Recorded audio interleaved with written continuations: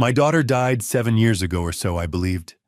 Every January, I sent her husband $40,000 money I earned, running a small grocery store with aching hands and sleepless nights. I did it for my granddaughter, for my wife who died of grief believing our daughter was gone, and for the daughter I thought I had already buried.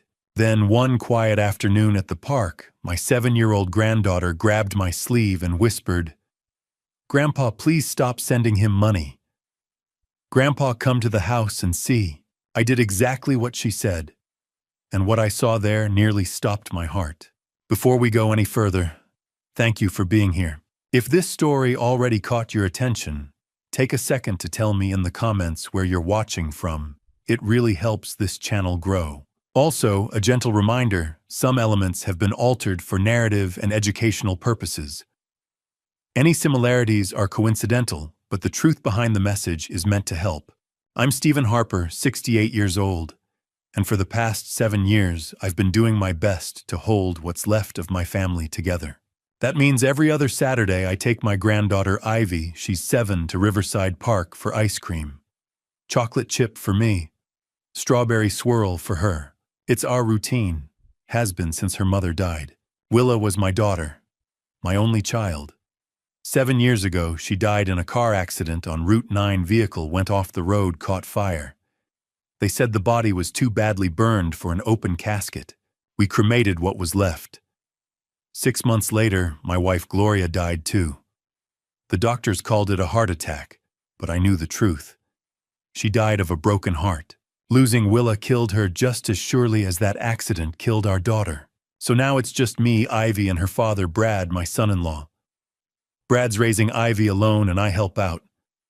$40,000 a year every January for the past 7 years. It's what Willa would have wanted. It's what family does. That September afternoon at the park seemed normal enough. Ivy sat beside me on our usual bench near the old oak tree, kicking her light-up sneakers and telling me about her spelling test. She'd gotten an A. I told her I was proud. She smiled that same smile Willa used to have, and for a moment everything felt okay. Then she stopped smiling. "Grandpa." Her voice dropped to a whisper. She glanced over her shoulder toward the playground, then leaned in close. "Please stop sending money." I blinked. "What?" "The money. To Daddy." Her little hand gripped my sleeve and I saw something in her eyes I'd never seen before: fear. "Please stop. There's something you need to see." My chest tightened. "Ivy, what are you talking about?" Just watch him, Grandpa. Watch Daddy. You'll see."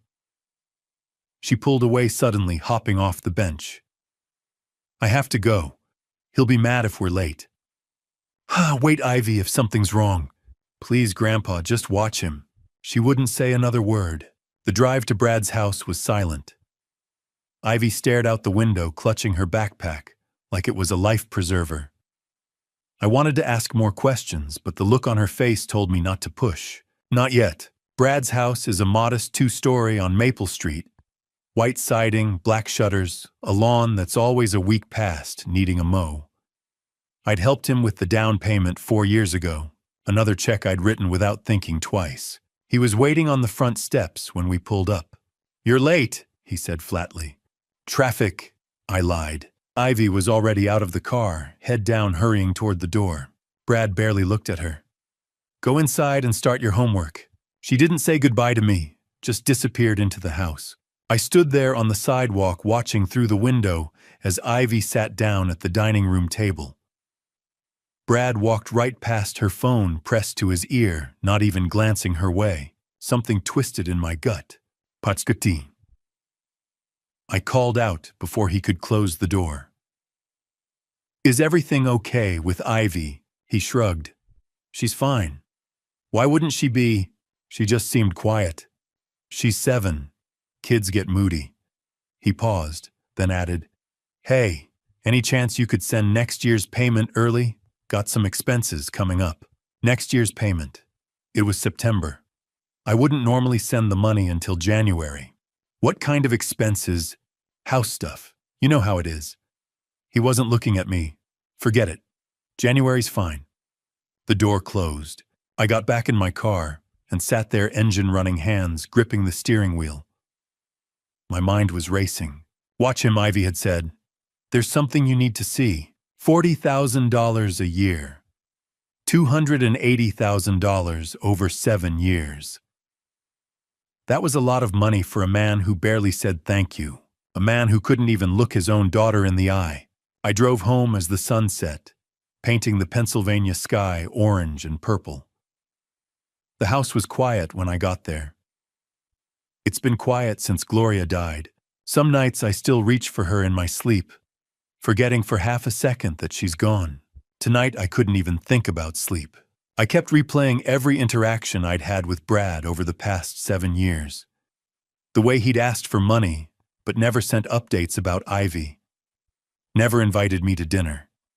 Never called just to talk. He'd moved on fast after Willa died, started dating someone new within a year. I'd told myself everyone grieved differently, but what if I'd been wrong? What if there was something I'd missed? Willa's urn was sitting on my mantel downstairs. I'd kept it there for 7 years because I couldn't let go. Couldn't scatter her ashes like Gloria had wanted. It was all I had left of my daughter, or so I thought. I lay awake that night staring at the ceiling. What did Ivy mean? What was I supposed to see? The night they told me Willa was dead, I didn't believe them. It was March 15th, 2017. 2 officers stood on my front porch at 3 in the morning, their faces carefully neutral in that way cops learn to do when they're about to destroy your world. Behind them, the street was empty and cold. I remember thinking it was too quiet for news like that. There's been an accident on Route 9, the older one said. Your daughter's vehicle went off the road. Vehicle, not car, not Willa's Honda. Vehicle. Like using a distant word could soften what came next. She's at the hospital, I asked, already reaching for my coat. Gloria was behind me, gripping my arm. The officer shook his head. Sir, I'm sorry. There was a fire. Your son-in-law identified her from dental records. That's when Gloria's knees buckled.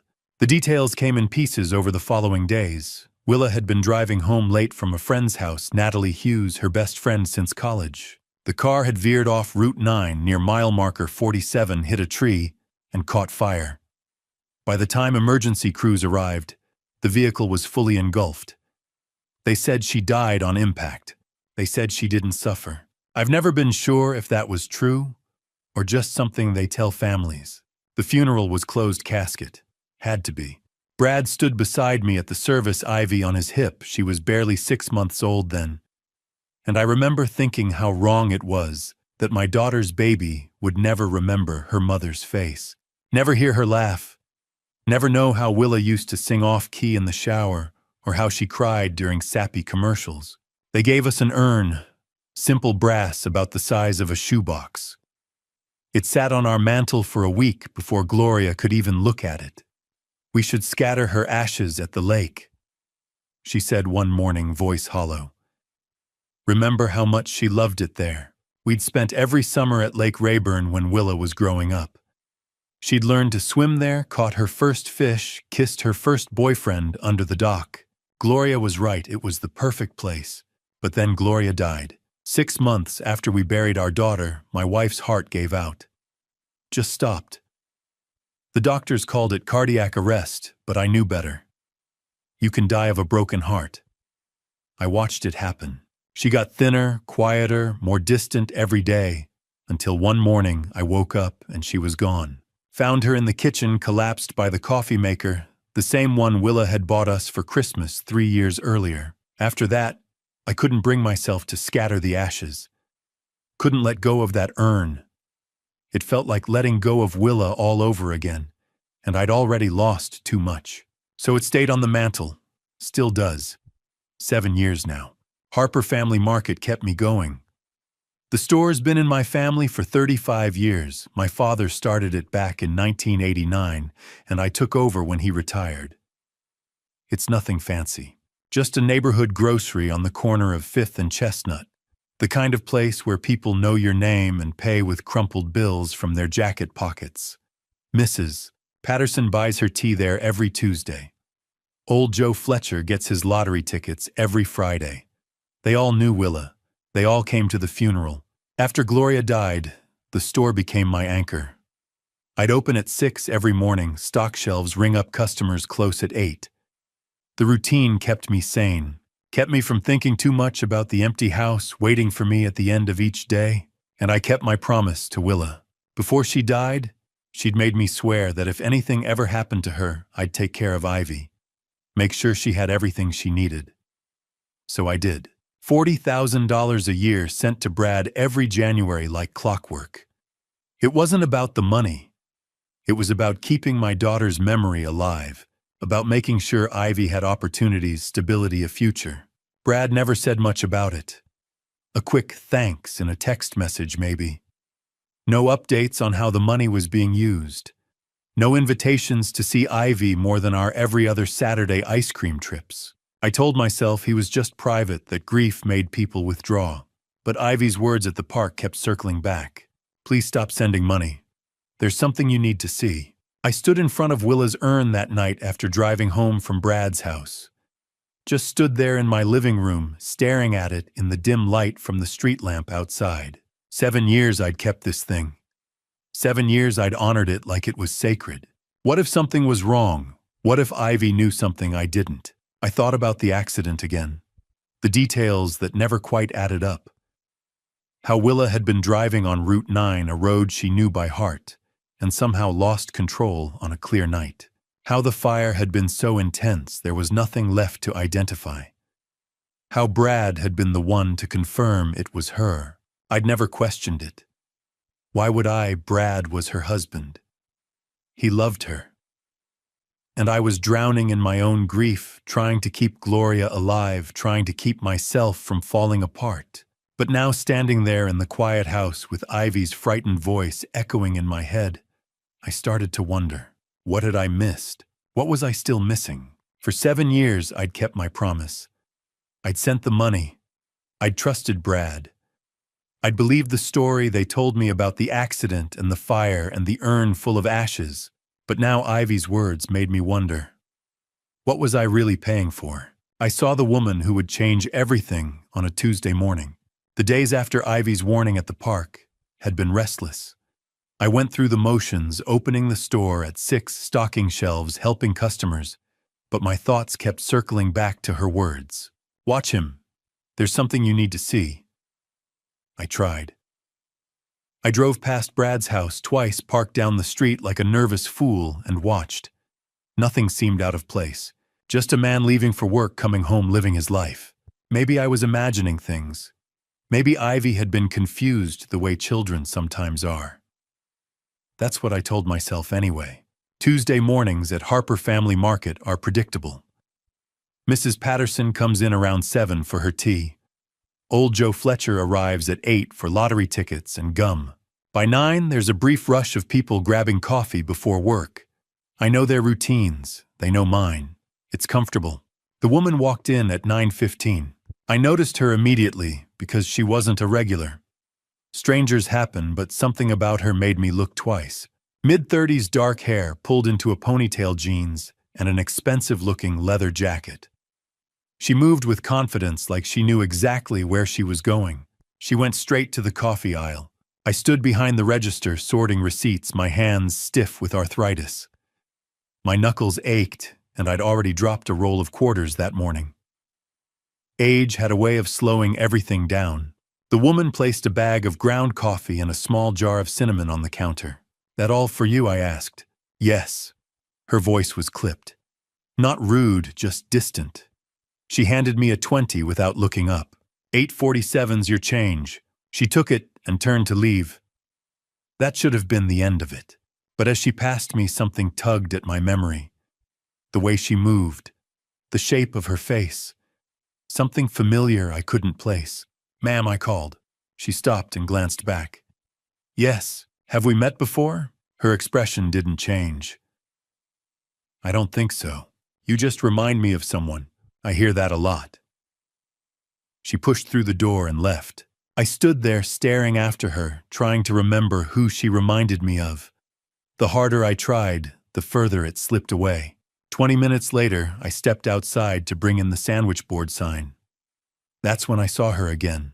She stood across the street beside a silver sedan. And she wasn't alone. Brad was with her. They were talking. Brad leaned against the car, relaxed in a way I hadn't seen in years.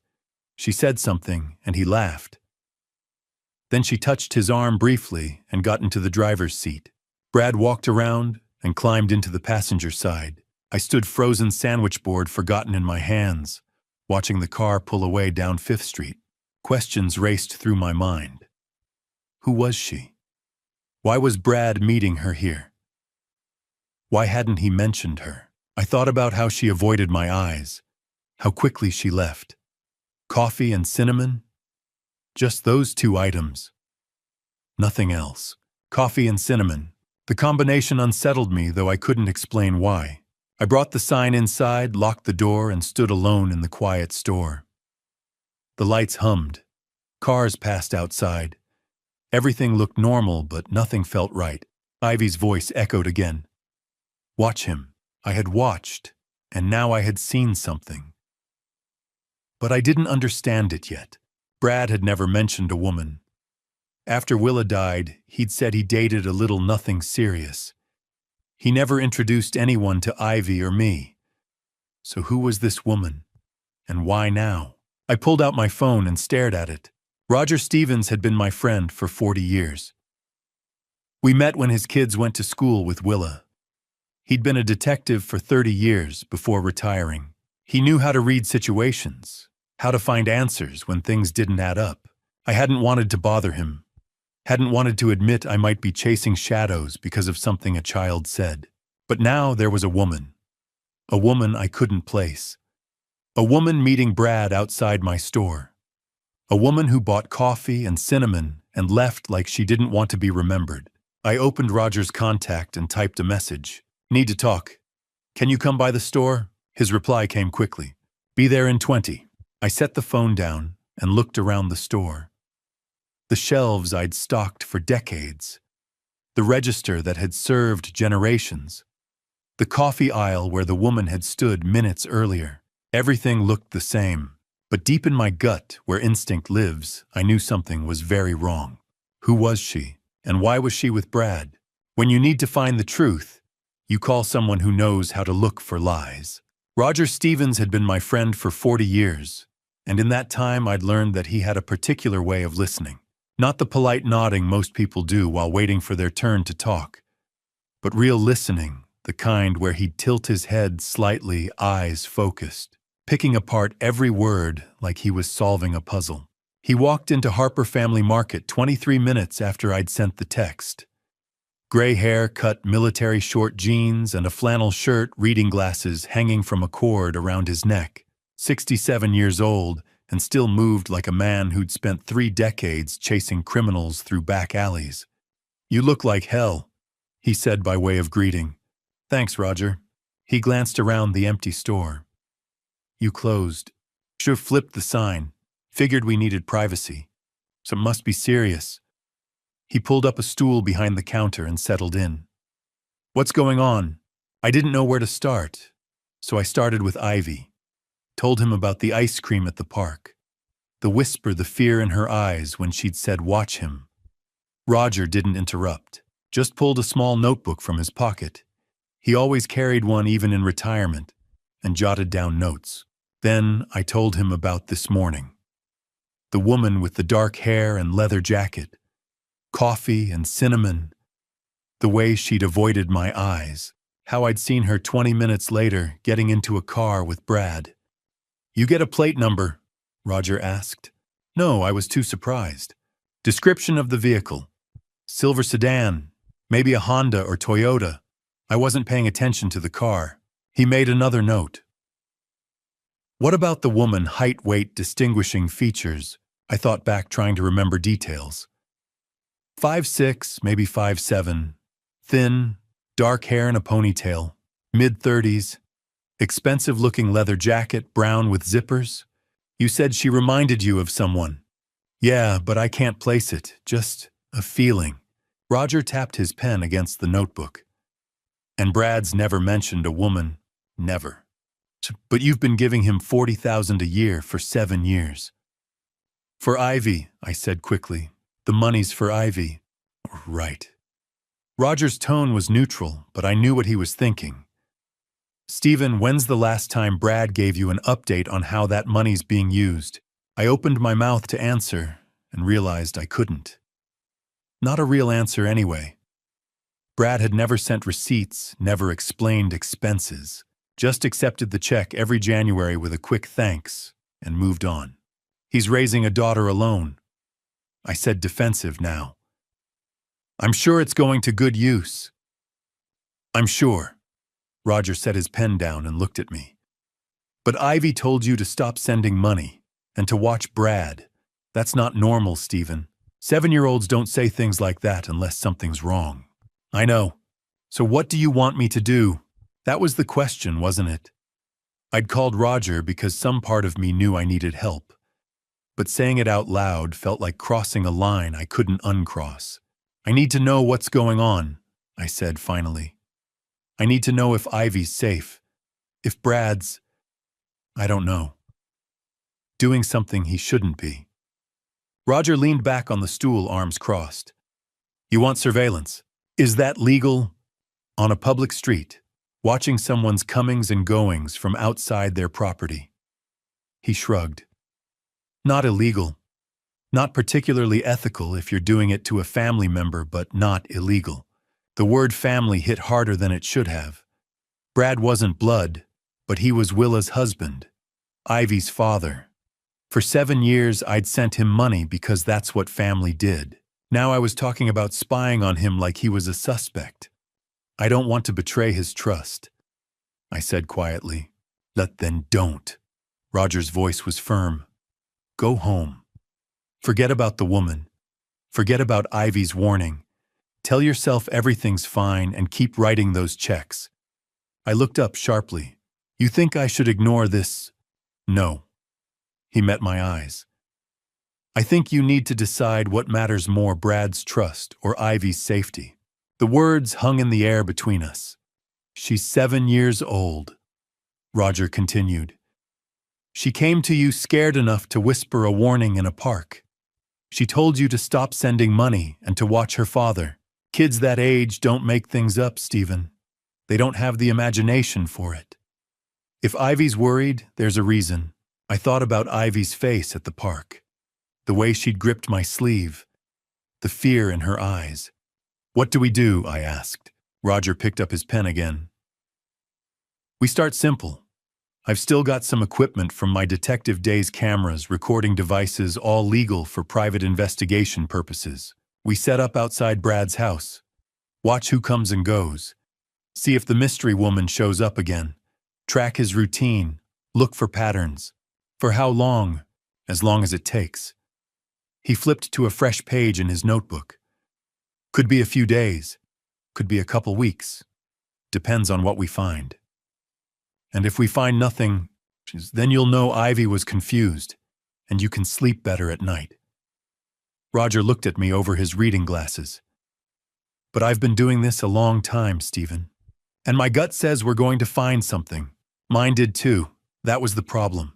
When do we start? I asked. Tomorrow morning. I'll bring the equipment. We'll park down the street from Brad's place, see what happens. He stood tucking the notebook back into his pocket. Get some rest tonight. Once we start this, you need to be ready for whatever we find. I nodded, but I knew I wouldn't rest. Hadn't really rested since Ivy's whisper at the park. Roger headed for the door, then paused with his hand on the frame. Stephen, you're doing the right thing. Protecting a kid always is. Even if it means going behind Brad's back, especially then. He pushed the door open and the little bell above it chimed. See you tomorrow, 6 a.m. The door closed behind him, and I was alone in the store again. I stood there for a long moment, looking at the coffee aisle where the woman had stood that morning, at the register where she'd paid in cash, at the front window where I'd watched her drive away with Brad. Tomorrow we'd start watching, start looking for answers. And I'd cross a line I'd never imagined crossing. As I drove home, I felt like I was crossing a line, but I had to know. For Ivy, money tells a story. I just had to read it.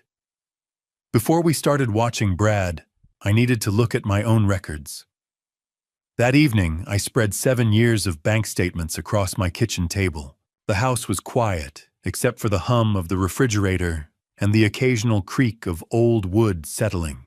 I'd made coffee strong black, the way Gloria used to make it when we'd sit up late doing taxes or planning Willa's college fund.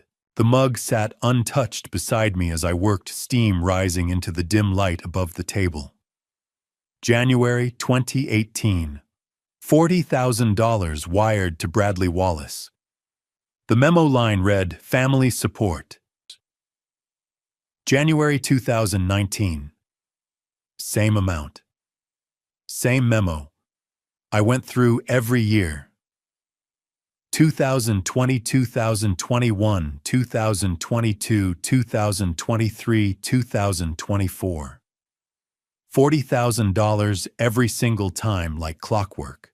$280,000 total. I'd known the amount, obviously. I wrote the checks, authorized the transfers, but seeing it laid out like this 7 years in a row, 7 identical transactions, made it real in a way it hadn't been before. That was a fortune. A small fortune maybe, but more money than most people saw in a lifetime. And what did I have to show for it? I pulled out a shoebox I kept in the hall closet.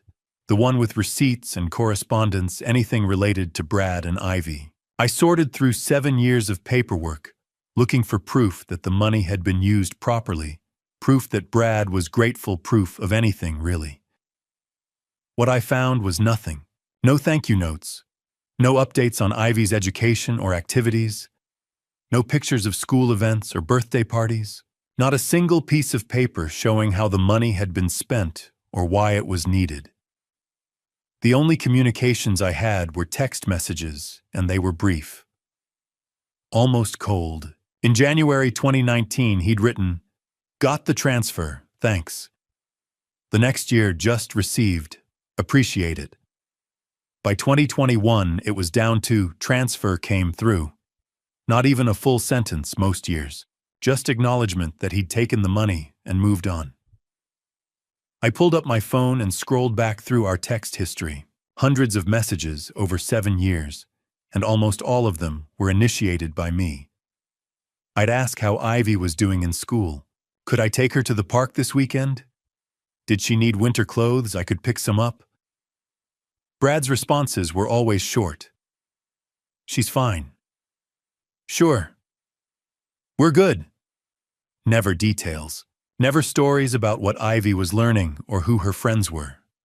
Never invitations to come over for dinner or join them for anything.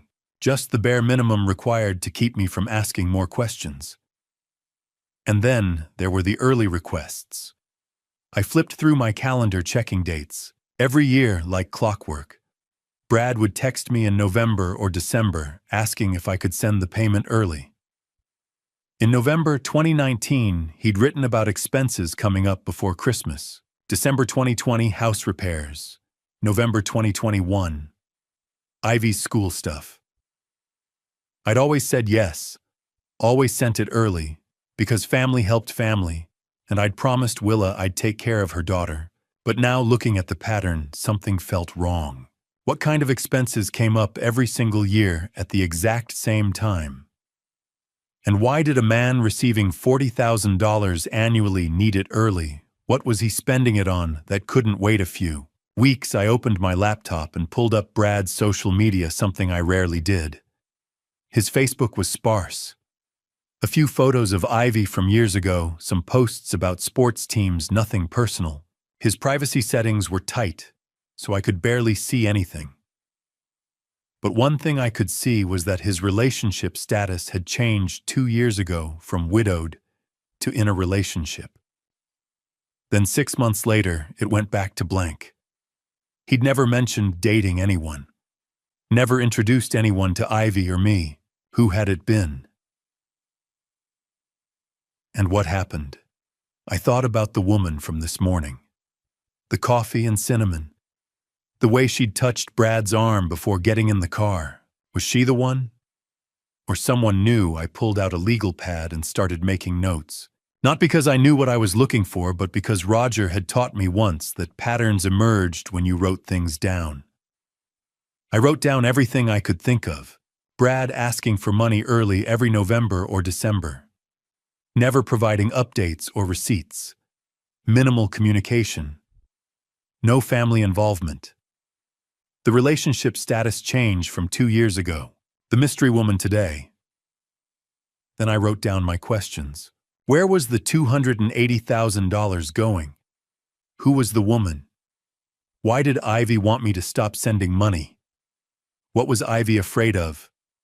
I set the pen down and looked at the pile of bank statements. 7 years of faith. 7 years of trust. 7 years of believing Brad was doing right by my granddaughter, because I couldn't imagine a father doing anything else. But what if I'd been wrong? I got up and walked to the living room, where Willa's urn still sat on the mantel. Beside it was a framed photo of Willa, Gloria, and me at Lake Rayburn the summer before the accident. Willa was laughing, head thrown back, Gloria's arm around her shoulders. Both of them looked so alive. "I'm trying, Willa," I said to the photo. "I'm trying to do right by Ivy. I just don't know if I've been doing it the right way."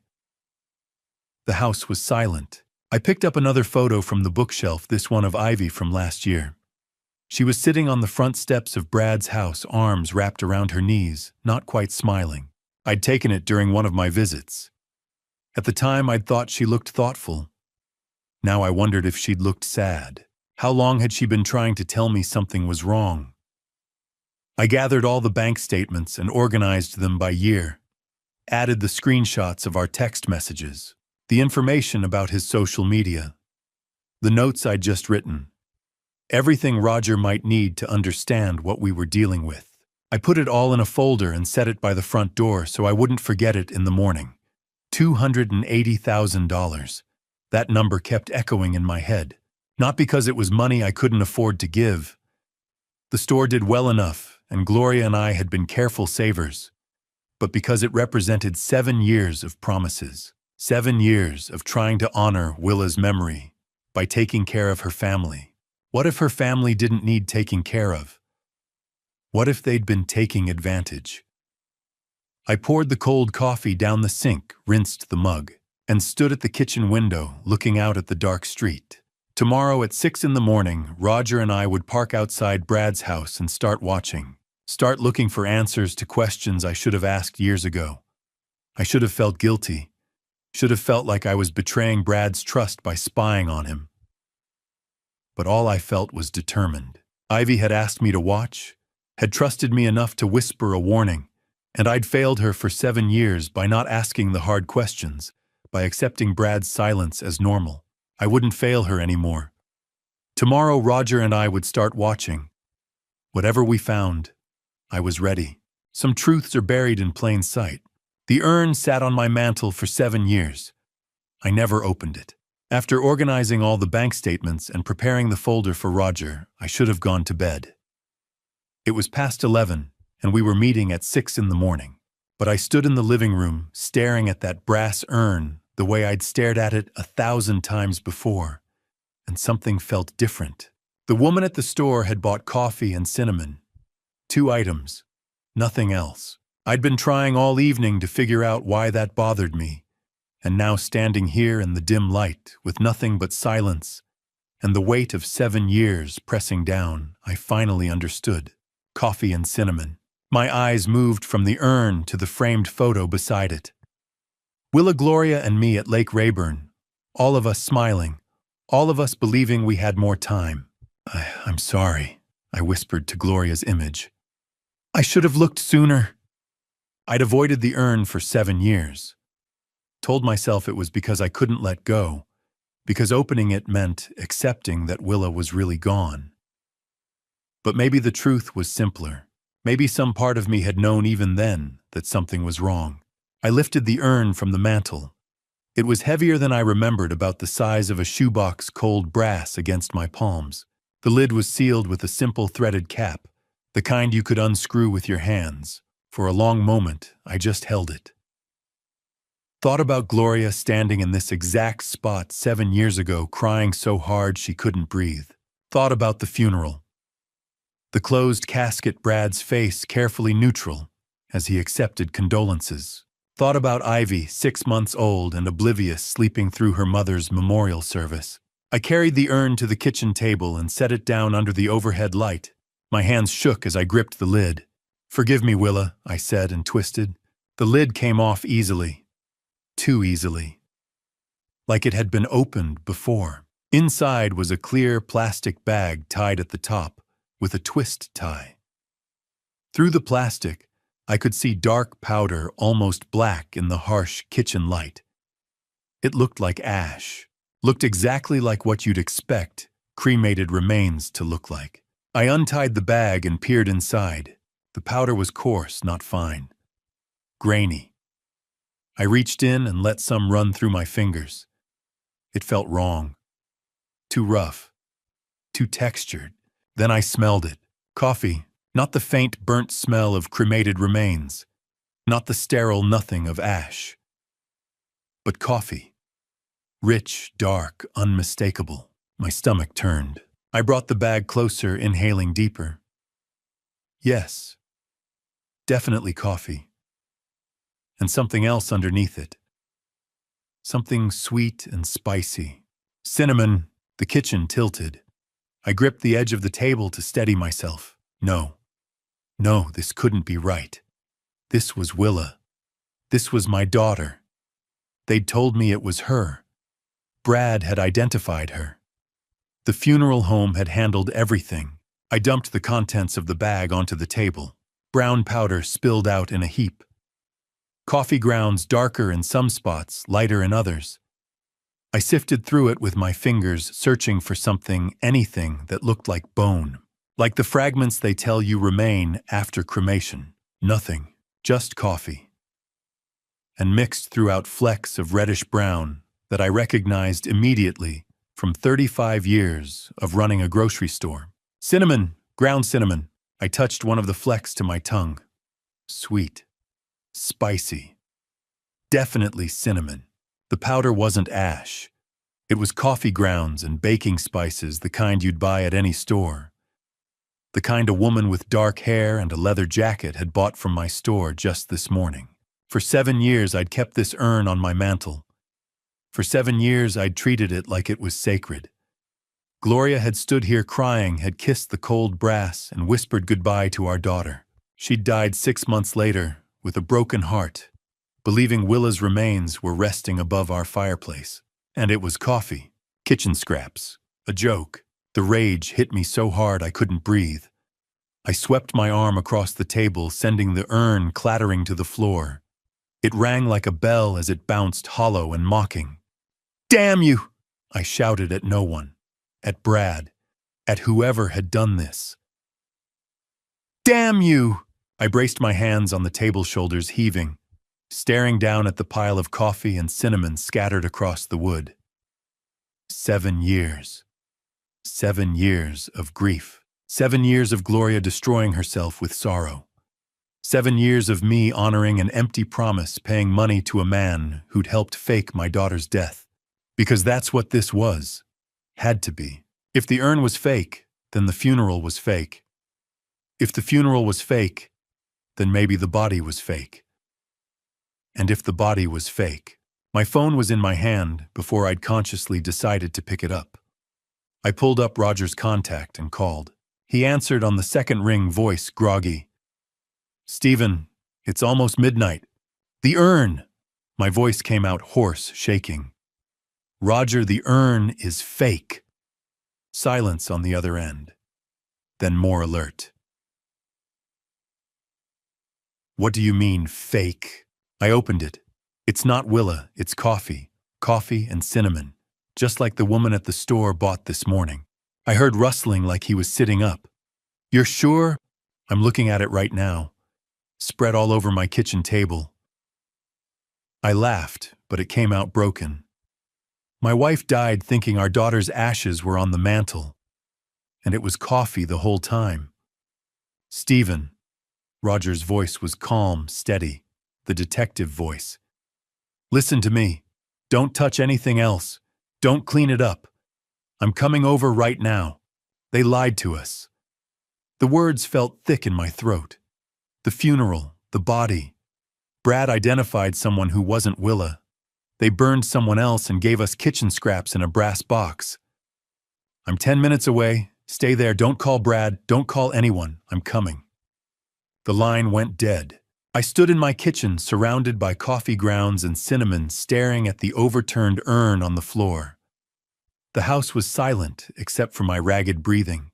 7 years ago, they'd told me my daughter was dead. They'd shown me a closed casket. They'd handed me this urn and told me it contained her remains. And I'd believed them. Gloria had believed them. We'd mourned. We'd broken. We'd died a little bit ourselves. And it was all a lie.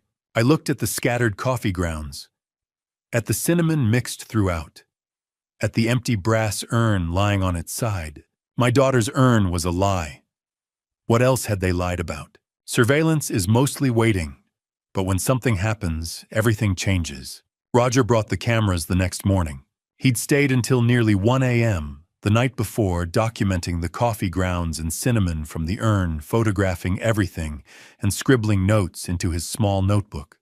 Before leaving, he told me to get some sleep and that we'd start surveillance at dawn. I tried. I lay awake thinking about brass urns, kitchen scraps, and 7 years of trust that might have been misplaced. When Roger knocked at 5:30, I was already dressed.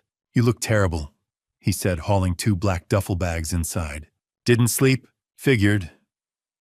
He set the bags on my kitchen table and unzipped one.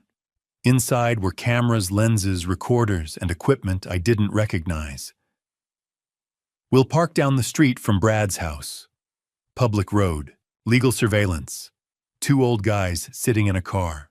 What are we watching for? Patterns. Who comes and goes? When Brad leaves. When he gets home. And whether your mystery woman shows up again." He lifted a camera with a long lens. "And maybe we learn where $280,000 went." We drove to Brad's neighborhood in Roger's gray sedan, a car so ordinary it blended into any street. He parked 3 houses down, far enough not to draw attention, close enough to see the driveway and front door clearly. Then we waited. Brad left at 7:45. He backed out, turned toward the main road, and disappeared. Roger wrote the time down. "Usual schedule?" Roger asked. "It used to be. Construction management, I think." "I haven't asked in years." Roger nodded but said nothing. We stayed until noon, then rotated. Roger went home. I stayed watching the house, glancing at Ivy's upstairs window, hoping she was all right. Nothing happened that afternoon. Brad came home at 6, went inside, and didn't come back out. A normal evening. The second day followed the same rhythm. Brad left at 7:45. Came home at 6. Roger and I took shifts documenting everything. Then late afternoon on day 2, the woman arrived. The same silver sedan from the store. She pulled into Brad's driveway at 2:30, walked to the front door and unlocked it. "She has a key," I said, calling Roger. He arrived 20 minutes later with the telephoto lens. We watched as Brad and the woman sat on the couch. We couldn't hear them, but we could see her lean close, see Brad laugh, see her touch his arm with easy familiarity. They looked comfortable, familiar.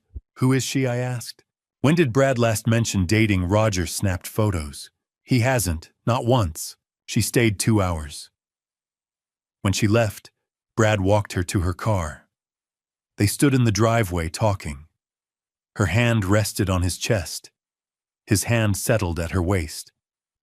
Then she drove off. Roger wrote down her license plate. The third day she came back. Same time, same routine. Stayed an hour. Left. That weekend when I took Ivy for ice cream, Brad didn't mention her. Didn't mention dating. Acted like nothing had changed, but something had. By day 4, we knew Brad's routine. Up at 7, gone by 7:45, home by 6. The woman visited every other afternoon. Then, on the fourth morning, everything shifted. Brad left at 10 a.m. That's new, I said. Roger started the engine. Let's see where he goes. We followed him, keeping distance. Past Harper Family Market, past familiar streets, into the industrial district on the east side of town. Warehouses, loading docks, semi-trucks. Brad turned onto East Industrial Avenue and pulled into a worn parking lot. A large brick warehouse, building 447, narrow windows, few cars. He parked near a side entrance and went inside. Roger stopped across the street behind a delivery truck. What is this place? I asked. Roger searched on his phone. Warehouse, owned by a holding company. Used for storage or light manufacturing. Why would Brad be here? That's what we need to learn. We waited. 45 minutes passed before Brad came out, got in his car, and drove away. We stayed. What do you think he's doing in there? I asked. Roger tapped his notebook. Could be storage. A side operation. Meetings. With her, maybe. He wrote down the address. We come back. Watch this place like his house. I stared at the building. Tall, sealed windows. Quiet. Empty looking. But Brad had just spent 45 minutes inside. There's something in there, I said. Roger nodded. Yeah. And we're going to find out what it is. I spent the entire night pacing through my house, unable to sleep. Unable to think about anything except the voice we'd heard inside the warehouse. The crying, the pleading, the words that replayed over and over in my head like a broken record. I've been here for 7 years. When Roger knocked on my door at 7 that morning, I had already been awake for hours. You look worse than yesterday, he said, as he carried his laptop bag inside. Didn't sleep. Figured. He placed the laptop on my kitchen table and opened it. Stephen, I need you to sit down for this. What is it? Just sit, please. I sat. Roger pulled up a video file. Remember when I told you I still have contacts on the force? One of them accessed security footage around the warehouse. All public cameras. Traffic monitoring. Completely legal. And this. He pressed play. The footage was black and white and grainy, the kind used on nightly news broadcasts. A wide shot of East Industrial Avenue appeared, the timestamp showing early afternoon 3 days earlier. Cars passed. A delivery truck. Nothing unusual. Then a woman entered the frame from the left, walking along the sidewalk. That's the warehouse, Roger said, pointing to a building in the background. That's the side entrance Brad uses. The woman walked closer to the camera. Her face was partially turned away, but as she moved, the angle shifted. Roger paused the video. Look at her face, Stephen. I leaned closer. The image wasn't sharp, but it didn't need to be. Dark hair pulled back. Thin frame. Something familiar in her posture and the way her head tilted slightly as she walked. My heart stopped. No, I whispered. Look closer. Roger zoomed in. The pixels blurred, but the shape remained. The nose. The cheekbones. That subtle tilt of the head I had seen thousands of times when she was a teenager, when she was in college, when she stood beside me on her wedding day. That's not possible, I said, though. My voice was shaking. Roger opened another window. I ran the image through facial recognition software. Compared it to Willa's driver's license photo from 7 years ago. 2 images appeared side by side. On the left, Willa's license photo from 2017. Younger, smiling. On the right, a still frame from the warehouse footage. Older, no smile. Darker hair, but the same face. 97% match, Roger said softly. Stephen, that's Willa. The room tilted. I grabbed the edge of the table to steady myself. No, she's dead.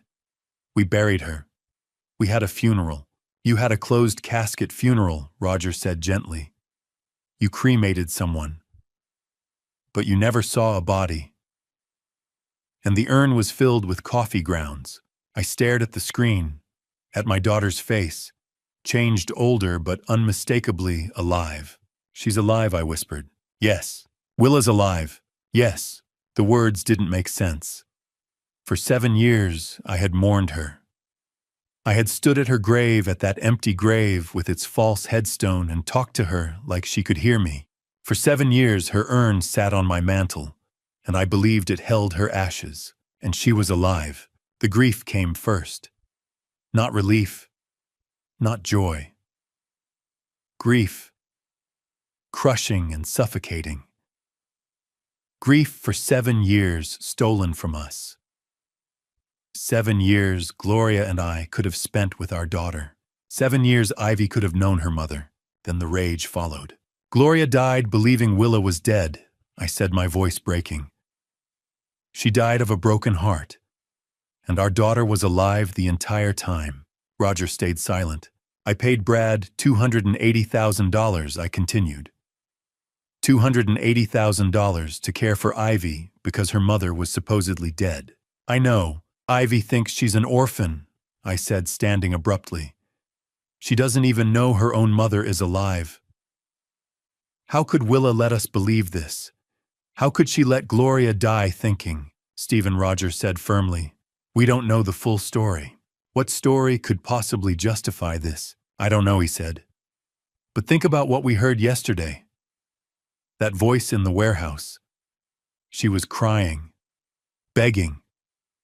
She said she'd been there for 7 years. Does that sound like someone who chose to disappear? I stopped. The words echoed again in my mind. I've been here for 7 years. She's not free, Roger continued. She's being held there, and Brad is the one keeping her. The rage shifted, focused. Brad had lied to me for 7 years, identified a body that wasn't my daughter, took my money, let Gloria die, kept Ivy from her mother. Brad had imprisoned my child. We need to go there now, I said, moving toward the door. Roger blocked me. Not yet. She's alive. She's being held prisoner. And if we rush in without knowing everything, we could make it worse, he said. We don't know who else is involved. We don't know what Brad has over her. We don't know how dangerous this is. I don't care, Stephen, Roger said, gripping my shoulders. Your daughter has survived 7 years in that warehouse. If we act recklessly, she could get hurt. The words stopped me cold. We need the full truth, Roger said. Then we get her out safely. How? We talk to her, he said. Away from Brad. The footage shows she leaves the warehouse briefly each afternoon. If she has a routine, we approach her then. And say what? We tell her you're here, Roger said quietly. That you know she's alive. That you want to help. I sank back into the chair, head in my hands. My daughter was alive, and for 7 years I had believed she was dead. I couldn't wait anymore. I had to see her. Roger had wanted to wait. Plan it out. Catch her when she came outside during the day, approach her somewhere safe.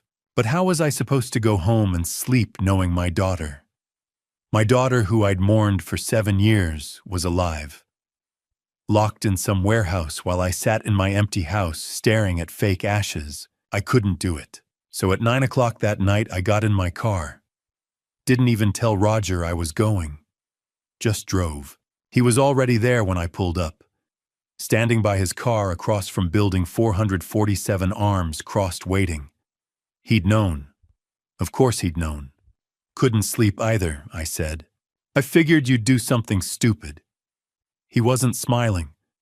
If we're doing this, we do it my way. We go in, we stay calm, we listen. Got it? Yeah. I mean it, Stephen. No matter what she says. No matter how angry you get. I nodded. Didn't trust myself to speak. The warehouse looked wrong at night. Like something out of a nightmare. One light in an upper window, everything else dark. We crossed the street. The side door Brad always used. Roger tried the handle. Unlocked. He looked at me. Private investigation. Reasonable cause. Someone's in danger. I know. Just making sure we're clear. He pushed the door open. Inside was bigger than I expected. Colder.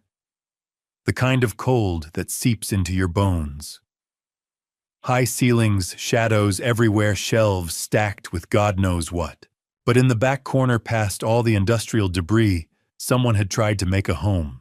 A twin bed, blankets that had seen better days, a card table with a hot plate instant coffee plastic spoons, clothes on wire hangers strung between two posts, one folding chair, one battery lamp throwing weak yellow light across concrete floors, and photos, taped to the wall above the bed.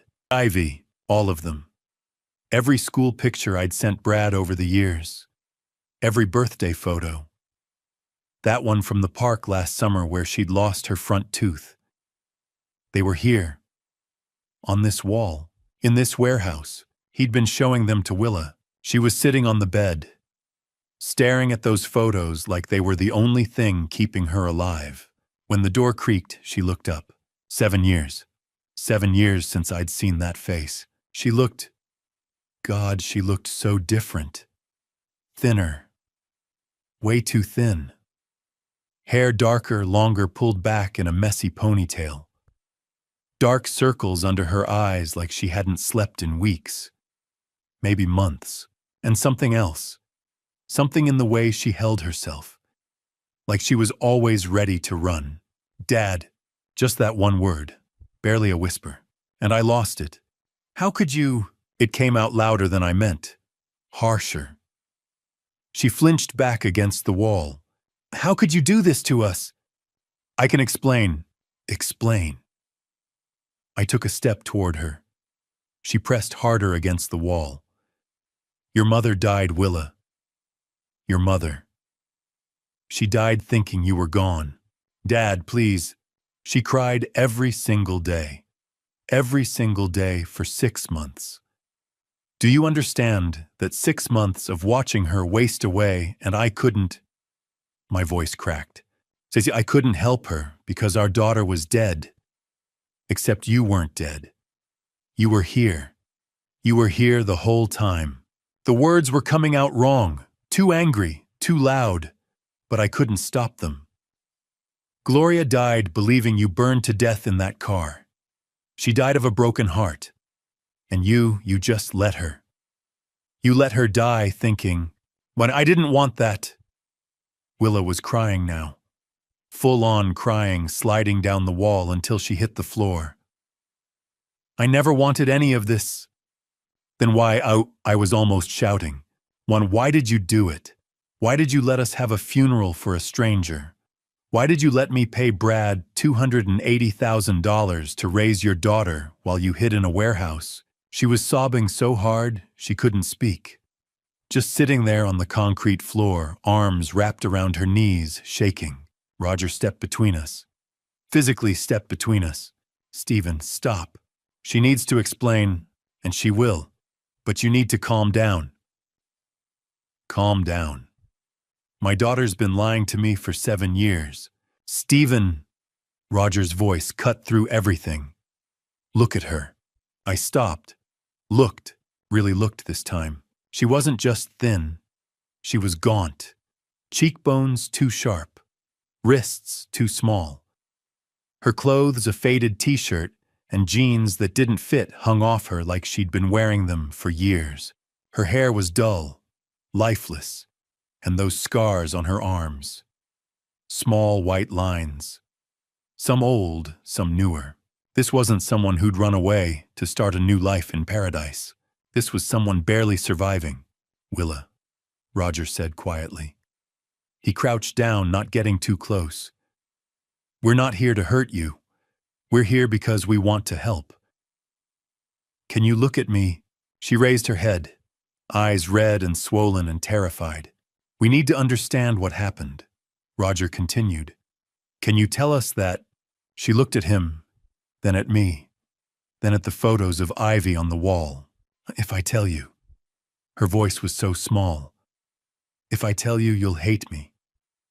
I don't hate you, I said, and weirdly I meant it.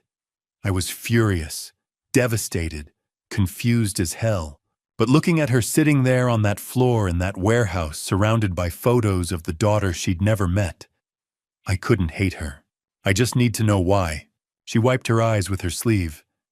It's not a simple story. We have time. Do you? She laughed, but it came out broken. Do you really want to hear this? Yes. She stared at the concrete floor for a long time. So long I thought she'd changed her mind. Then she spoke. Does Ivy know about me being alive? No, she thinks you're dead. Everyone does. Another sob. Quick, choked off. Maybe that's better. Willa, you don't understand, Dad. She looked up at me. Those eyes, Jesus, those eyes looked dead. You don't understand what I did, what I am. So help me understand. Silence. Just the sound of her breathing. Ragged. Uneven. Finally, 7 years ago, something happened. Something I can't take back. And the only way to survive was to disappear. To let everyone think I was dead. What happened? Roger asked. She closed her eyes. If I tell you, you have to promise me something. What? That you won't tell Ivy. Ever. She can't know about this. About me. About any of it. Willa, promise me. Her voice cracked. Please. She deserves better than me. I looked at Roger. He gave a small shake of his head. Don't promise that. Just tell us what happened, I said. She pulled her knees tighter to her chest. I need to start at the beginning, but when I'm done. She looked at me with those hollow, broken eyes. Now when I'm done, you'll understand why I can never leave here. Why I can never see Ivy. Why this is what I deserve. My throat felt tight. Willa, the truth came in pieces. But I was about to learn it was only part of the truth. Willa's voice shook as she began.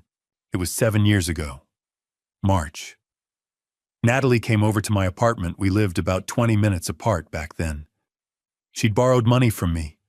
A lot of money. $5,000. She paused, looked at her hands. I needed it back. Brad and I were trying to buy a house, and I'd told Natalie that. Told her I needed the money by the end of the month. But she kept making excuses. Said she'd pay me back next week, next month, when her tax return came. It had been almost a year. Her voice got quieter. So that night I told her I needed it. Like really needed it. And she got defensive. Started saying I was being selfish, that I didn't understand how hard things were for her. What happened? Roger asked gently. Willa closed her eyes. We argued. It got loud. Brad wasn't home. He'd taken Ivy to his mom's for the weekend. It was just us. And Natalie, she said something about how I always thought I was better than her. Always had everything figured out. And she stopped, swallowed hard. When I told her she was irresponsible, that maybe if she stopped spending money on stupid things, she could pay me back. And she got in my face. Like really in my face, yelling. And I pushed her. The warehouse was completely silent. I just pushed her. Not hard. Just to get her away from me. But she stumbled backward and Willa's voice cracked. She hit the coffee table, the corner of it, right here. She touched the side of her head just above her temple. There was this sound, this awful sound, and she fell. Just collapsed. Tears were streaming down her face now. She was hurt, really hurt. There was so much. On the carpet, on the table, on my hands. And Natalie, she wasn't moving. She wasn't responding. I checked, but I couldn't feel anything. And I didn't know what to do. She was hyperventilating. Roger moved closer but didn't touch her. Breathe, Willa. Just breathe. She gulped air, nodded, kept going. I panicked. I called Brad. He came home right away. And when he walked in and saw Natalie on the floor, he just stared for a minute. Then he checked her, put his fingers on her neck. And he looked at me and said, "She's gone." My stomach turned. I couldn't stop crying, couldn't think. Brad kept saying we had to stay calm, had to figure this out. He said it was self-defense, that I'd just been protecting myself. But he said, she looked at me. He said even if it was an accident, even if it was self-defense, I'd probably still go to prison. That Natalie's family would push for charges, that I'd lose everything, lose you, lose Mom, lose Ivy. So he suggested faking your death, Roger said. Willa nodded. He said it was the only way. That if I disappeared, if everyone thought I was gone, no one would connect me to what happened with Natalie. He said he'd take care of everything, the situation, the evidence, all of it. I just had to trust him. And you did. What choice did I have? Her voice rose, desperate. My best friend had just, I was responsible for what happened. I was terrified. And Brad was so calm, so sure. He said he knew someone who could help, someone who worked at the morgue. I felt sick. Gary. I don't know his name. Brad never told me. But yeah, someone at the morgue. Brad said he could help us with the situation. Someone who had passed without family. Someone no one would miss. She shuddered. It sounds so horrible saying it out loud. What happened to Natalie? Roger asked. Brad said he took care of everything, that no one would ever find out. He wouldn't tell me where, said it was safer if I didn't know. Willa wrapped her arms around herself. And that same night he brought me here, to the warehouse, told me to stay put while he arranged everything. The accident, the funeral, all of it. The Route 9 accident, I said. Yeah. He staged it to look like I'd crashed. The car caught fire. Made sure what they found couldn't be identified. Then he came back here and told me it was done. Everyone thought I was gone. And now I had to stay hidden until it was safe. Safe from what? Roger asked. From the police. From Natalie's family. Willa's voice was hollow. Brad said they'd figure it out eventually. That someone would notice Natalie was missing. That they'd start asking questions. He said if I stayed hidden, if I just waited it out, eventually people would forget. Move on. For 7 years, she laughed bitterly. It was supposed to be temporary. A few months, maybe a year. But every time I asked when I could leave, Brad said it wasn't safe yet. That the police were still looking. That Natalie's family hired a private investigator. That people were asking questions about me. She looked at the photos of Ivy on the wall. He said it was better this way. That Ivy was safer not knowing me. That if I came back, if anyone found out what happened, Ivy would suffer for it. So I stayed. For her. To protect her. My chest felt tight. Willa, did you know I was sending Brad money? What money? True, $40,000 a year. For 7 years. To take care of Ivy. Her face went pale. I didn't know that. Brad never told me. He never mentioned it. No, he brought me food, supplies, sometimes clothes. He said he was taking care of Ivy, that she was fine. That was it. Roger and I exchanged a look. And Willa, Roger said carefully. When Natalie fell when you checked on her, are you absolutely certain she didn't make it? Willa stared at him. She was so hurt. She wasn't moving. But did you check thoroughly? Did Brad check? He put his fingers on her neck. He said she was gone. But you didn't see him do it. You were crying, panicking. You might not have seen exactly what he did. What are you saying? Roger leaned forward. I'm saying Brad told you Natalie didn't make it, but you never actually confirmed it yourself. You were in shock.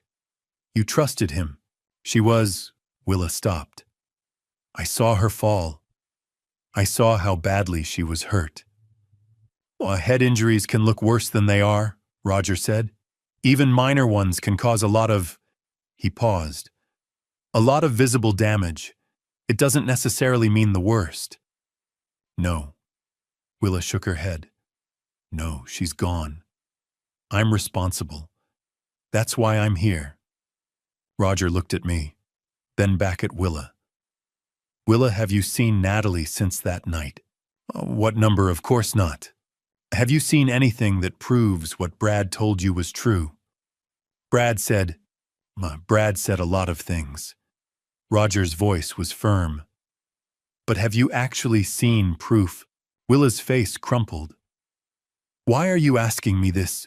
Roger pulled out his phone, scrolled through something, then turned the screen toward Willa.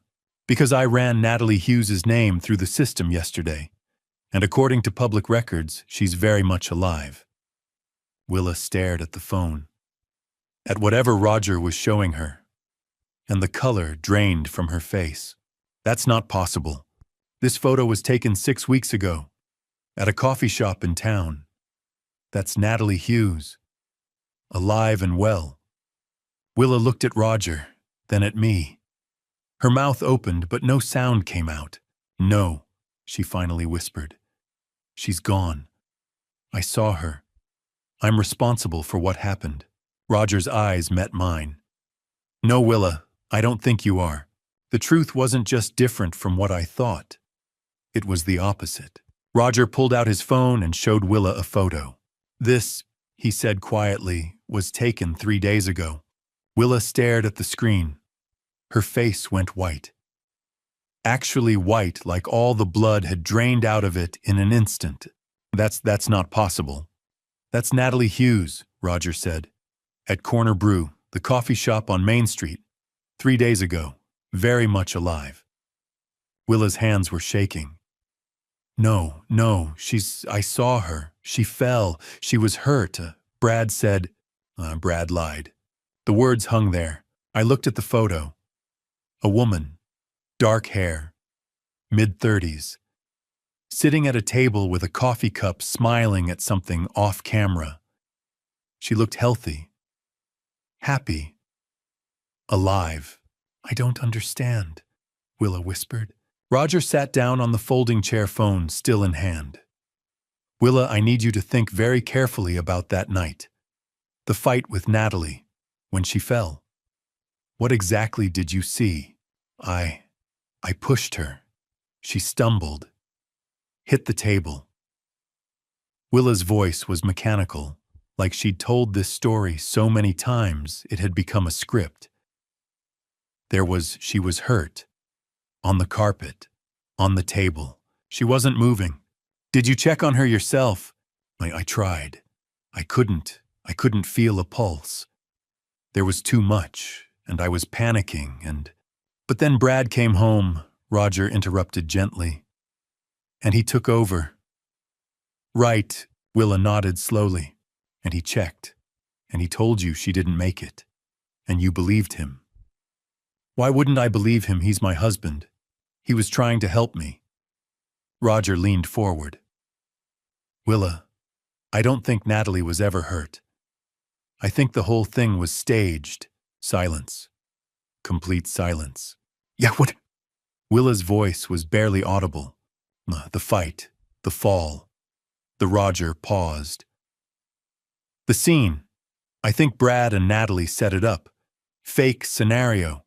Designed to make you believe you'd done something terrible. That's insane. Is it? Roger pulled up another photo. This is Brad and Natalie 2 years ago, at a restaurant in Wilmington. He swiped. Another photo. This is them last year. Same restaurant. Swipe. 6 months ago. Hotel in Newark. He kept swiping. More photos. Brad and Natalie. Together. Close. Intimate. They've been seeing each other for years, Willa. Long before that night in your apartment. Willa stared at the photos. Her mouth opened, but nothing came out. I think they planned this from the beginning, Roger continued. The fight was fake. Brad probably told Natalie exactly what to do, how to fall, how to make it look bad.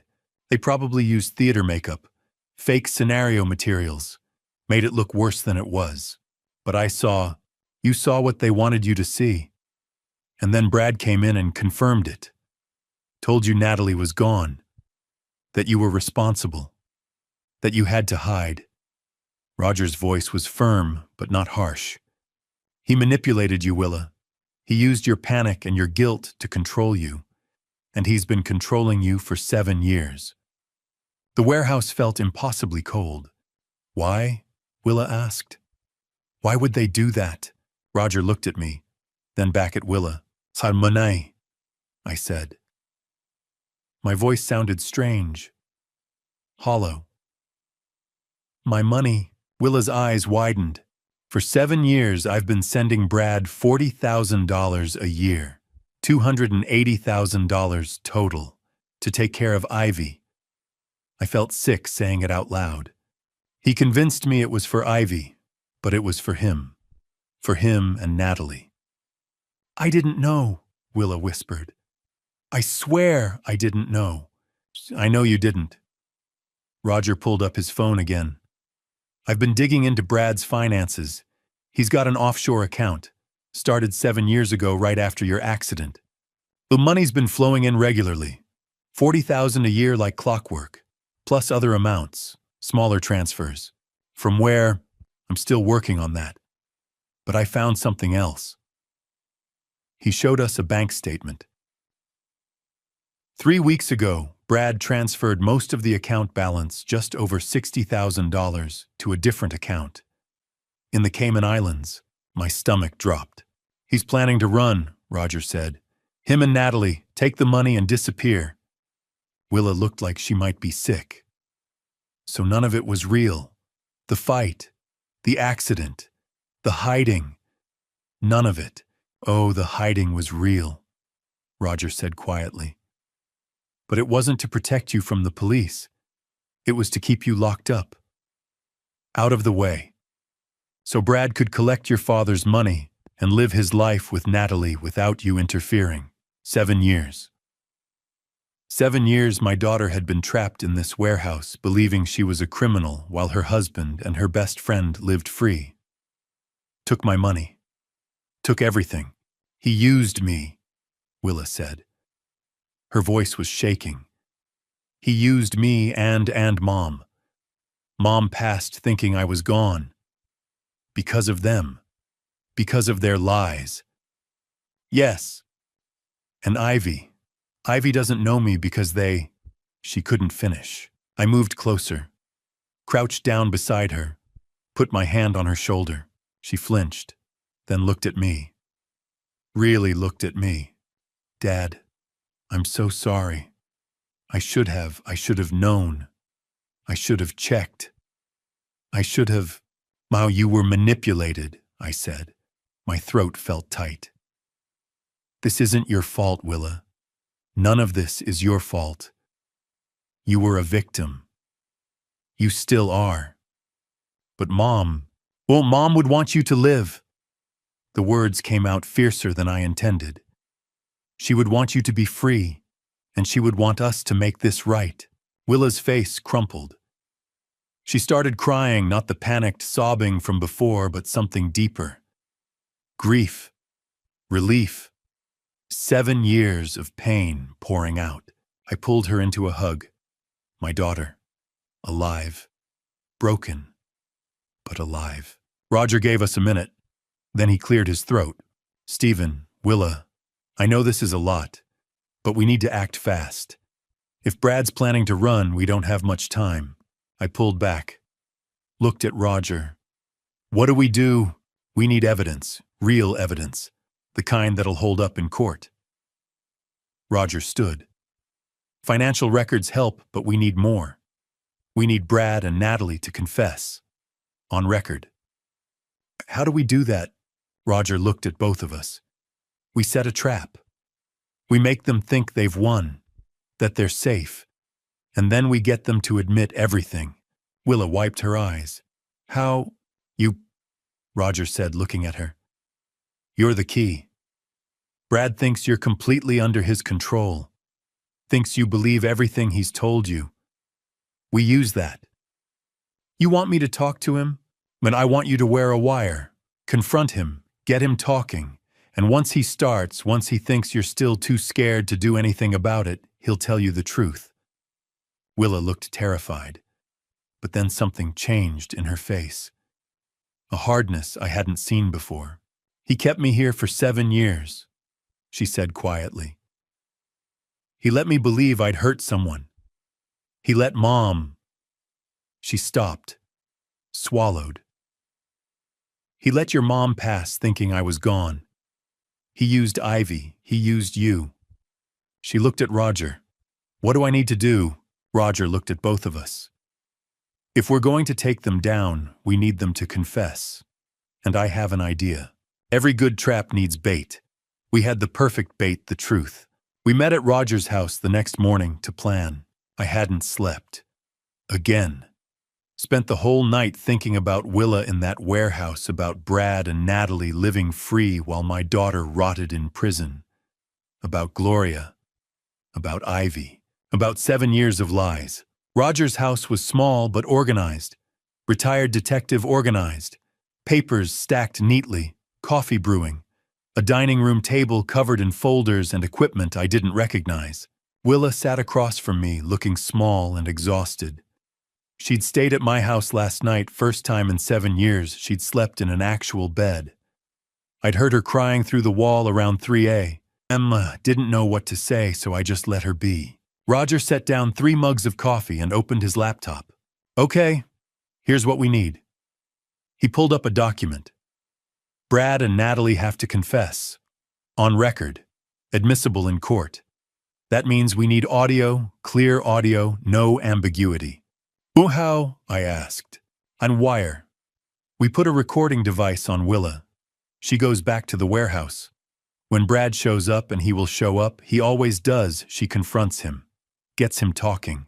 Once he thinks she's still under his control, he'll admit everything. Willa's coffee mug shook in her hands. You want me to talk to him? After everything. I know it's hard. Hard. Her voice cracked. He kept me locked up for 7 years. He made me think She stopped. And you want me to sit there and act like everything's fine? No, Roger said firmly.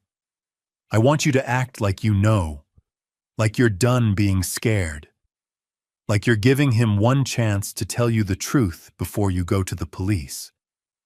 Will that work? Brad's arrogant. He thinks you're broken.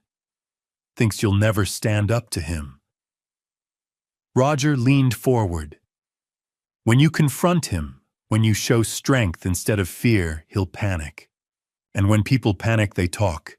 They justify. They explain. They confess. Willa looked at me. Dad, I wanted to say no.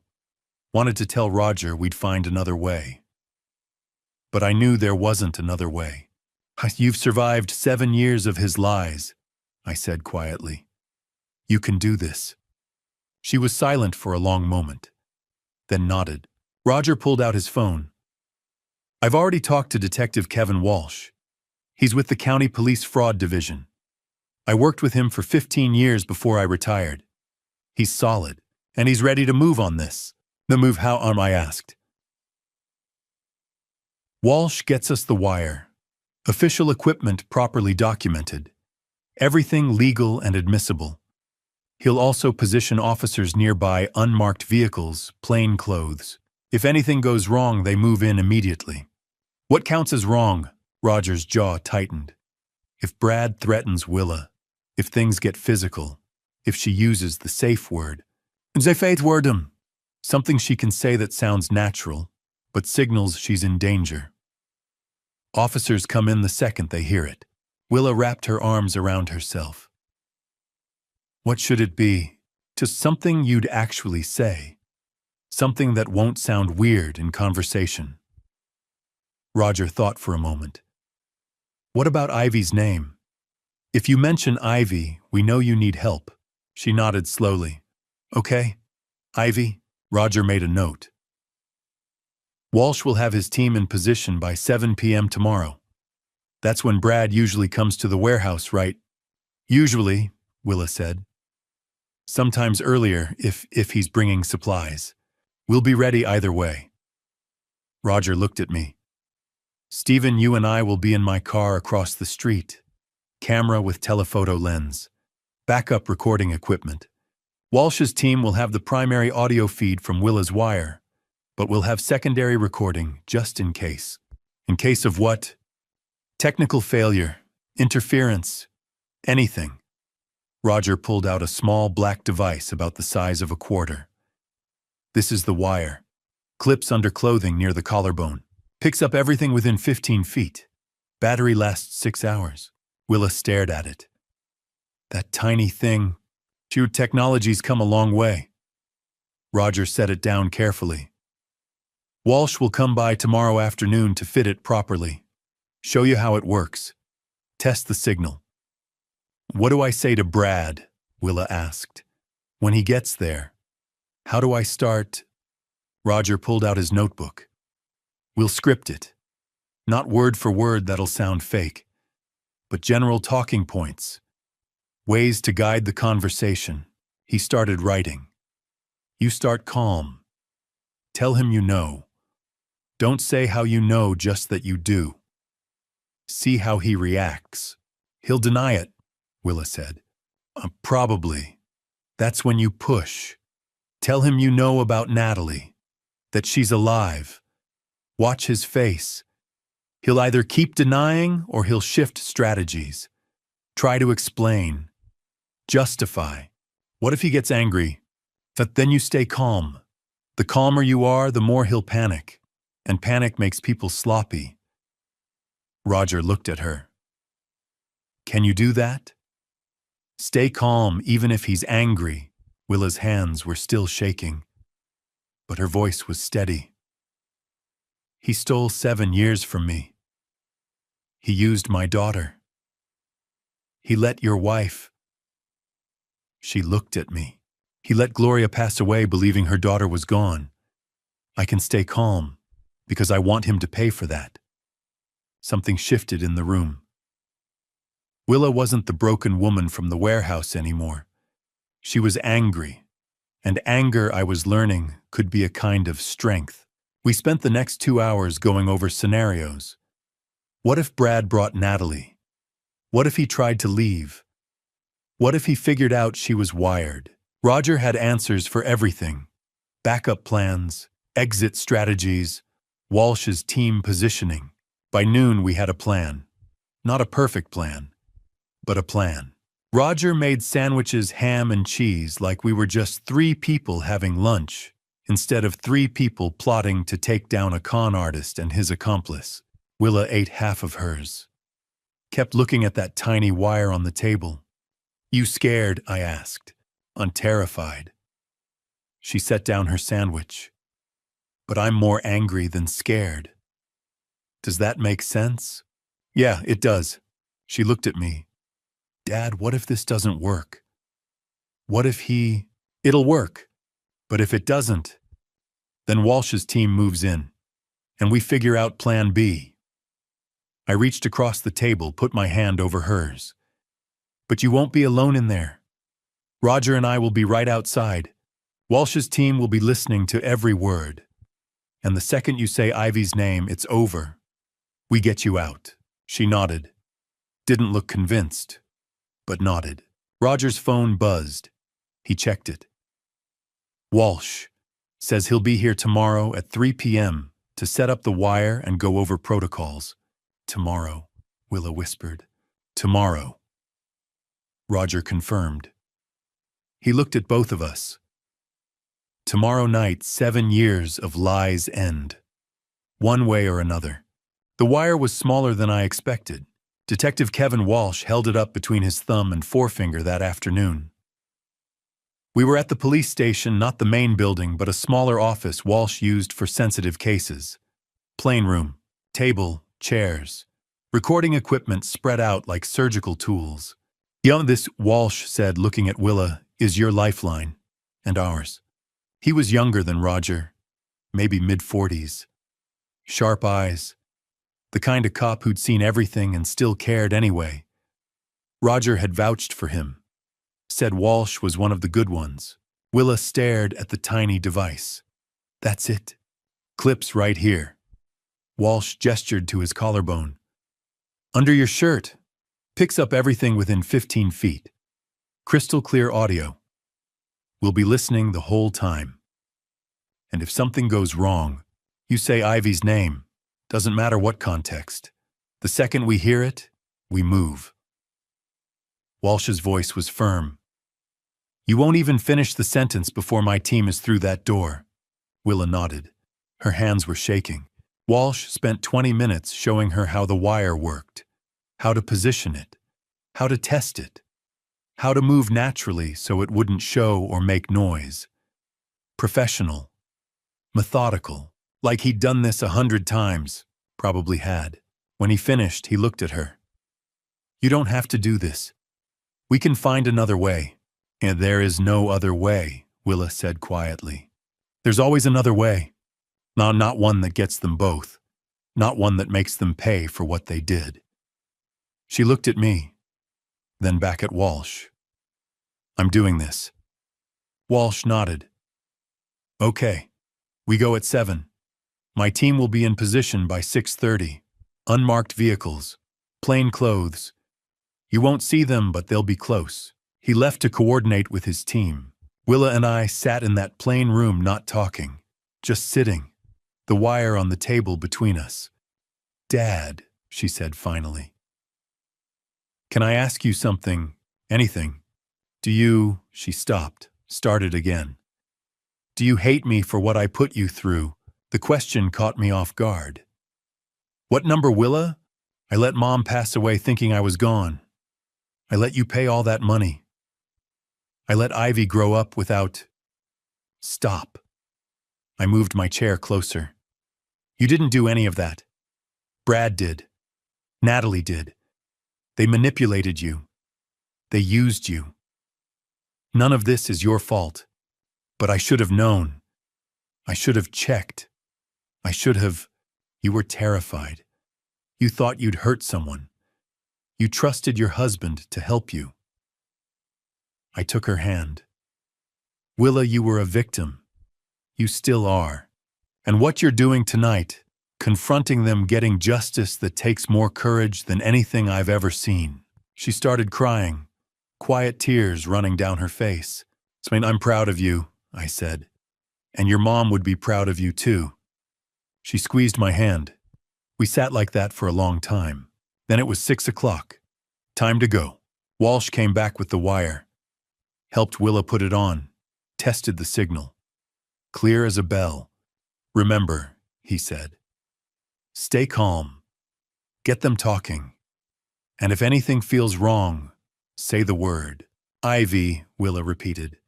"We'll be right outside." She nodded. I wanted to pull her into a hug. Tell her we'd find another way. Keep her safe. But I knew she needed to do this. Needed to face them. Needed to end 7 years of lies. "I love you," I said. "I love you too, Dad."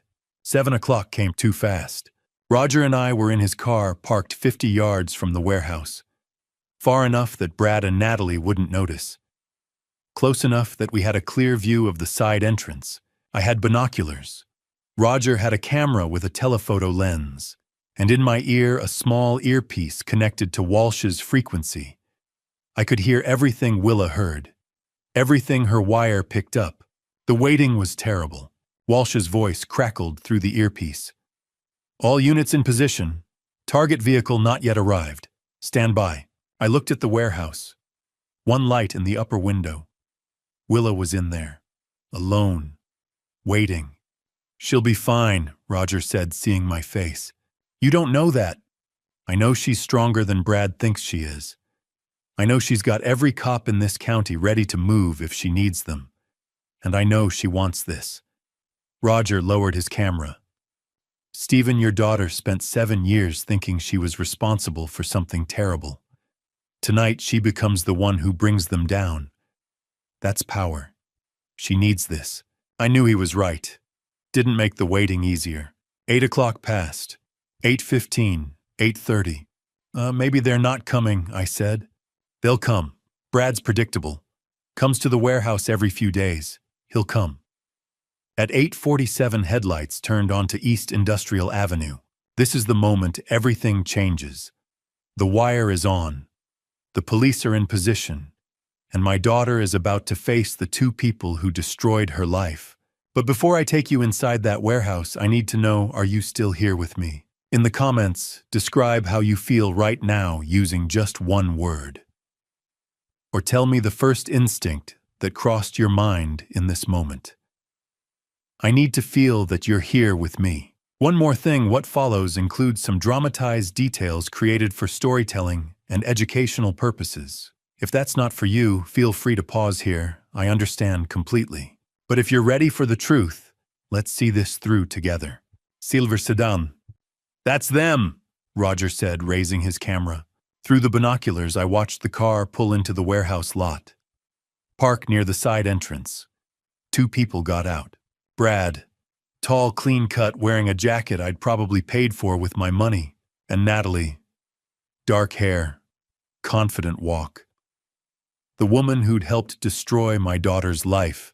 They walked to the entrance. Brad pulled out a key, opened the door. He went inside first, Walsh's voice in my ear. Target 1 has entered. Target 2 following. All units hold position. Natalie disappeared through the doorway. I held my breath. Through the earpiece I heard footsteps, the scrape of the door closing. Then Brad's voice. Casual, almost cheerful. Willa, I brought you a surprise tonight. More footsteps, lighter ones, Natalie's heels on concrete, a pause. Long enough that I started to worry something was wrong. Then Brad's voice again. But different this time. Confused. You're not surprised. Confessions don't always sound like regret. Sometimes they sound like pride. I held my breath as Willa began to speak. Through the earpiece, her voice came through clear. Calm. Steadier than I expected. Brad, I know everything. A pause. Then Brad's voice, careful now. Know what? What are you talking about? I know Natalie's alive. I know she never, Willa's voice caught, but she pushed through. I know you lied to me, both of you, for 7 years. Silence. Long enough that I gripped the binoculars tighter, ready to move. Then Natalie's voice. Cool. Almost curious. How did you find out? Roger grabbed my arm, held up his phone. Recording. Every word. Does it matter? Willa said. You lied. You made me think I'd hurt someone. You kept me locked in here while you lived your lives. Brad's voice shifted, harder now, angry. You were supposed to stay hidden. Hidden from what the police aren't looking for me, are they? They never were. You don't understand. Then help me understand. Willa's voice was stronger now. Tell me why. Why did you do this? Another pause. I could hear movement. Footsteps on concrete. Brad spoke. Because we needed the money. Just like that. No hesitation, no shame. Money, Willa repeated. Your father's money, Natalie said. Matter of fact. Like she was discussing grocery shopping. $40,000 a year. For 7 years. $280,000 total. I felt Roger's hand on my shoulder, keeping me in the car, keeping me from charging through that warehouse door. You did this for money. Willa's voice cracked. You made me believe I was responsible for you. Let my mother pass away thinking I was gone for money. It wasn't personal, Willa, Natalie said, calm, cold. It was just business. Your father had money. We needed it. You were the way to get it. My mother passed away from grief. That wasn't part of the plan. Natalie's voice didn't change, didn't soften. But honestly, it worked out. Made the whole thing more believable. Your father was devastated, never questioned anything.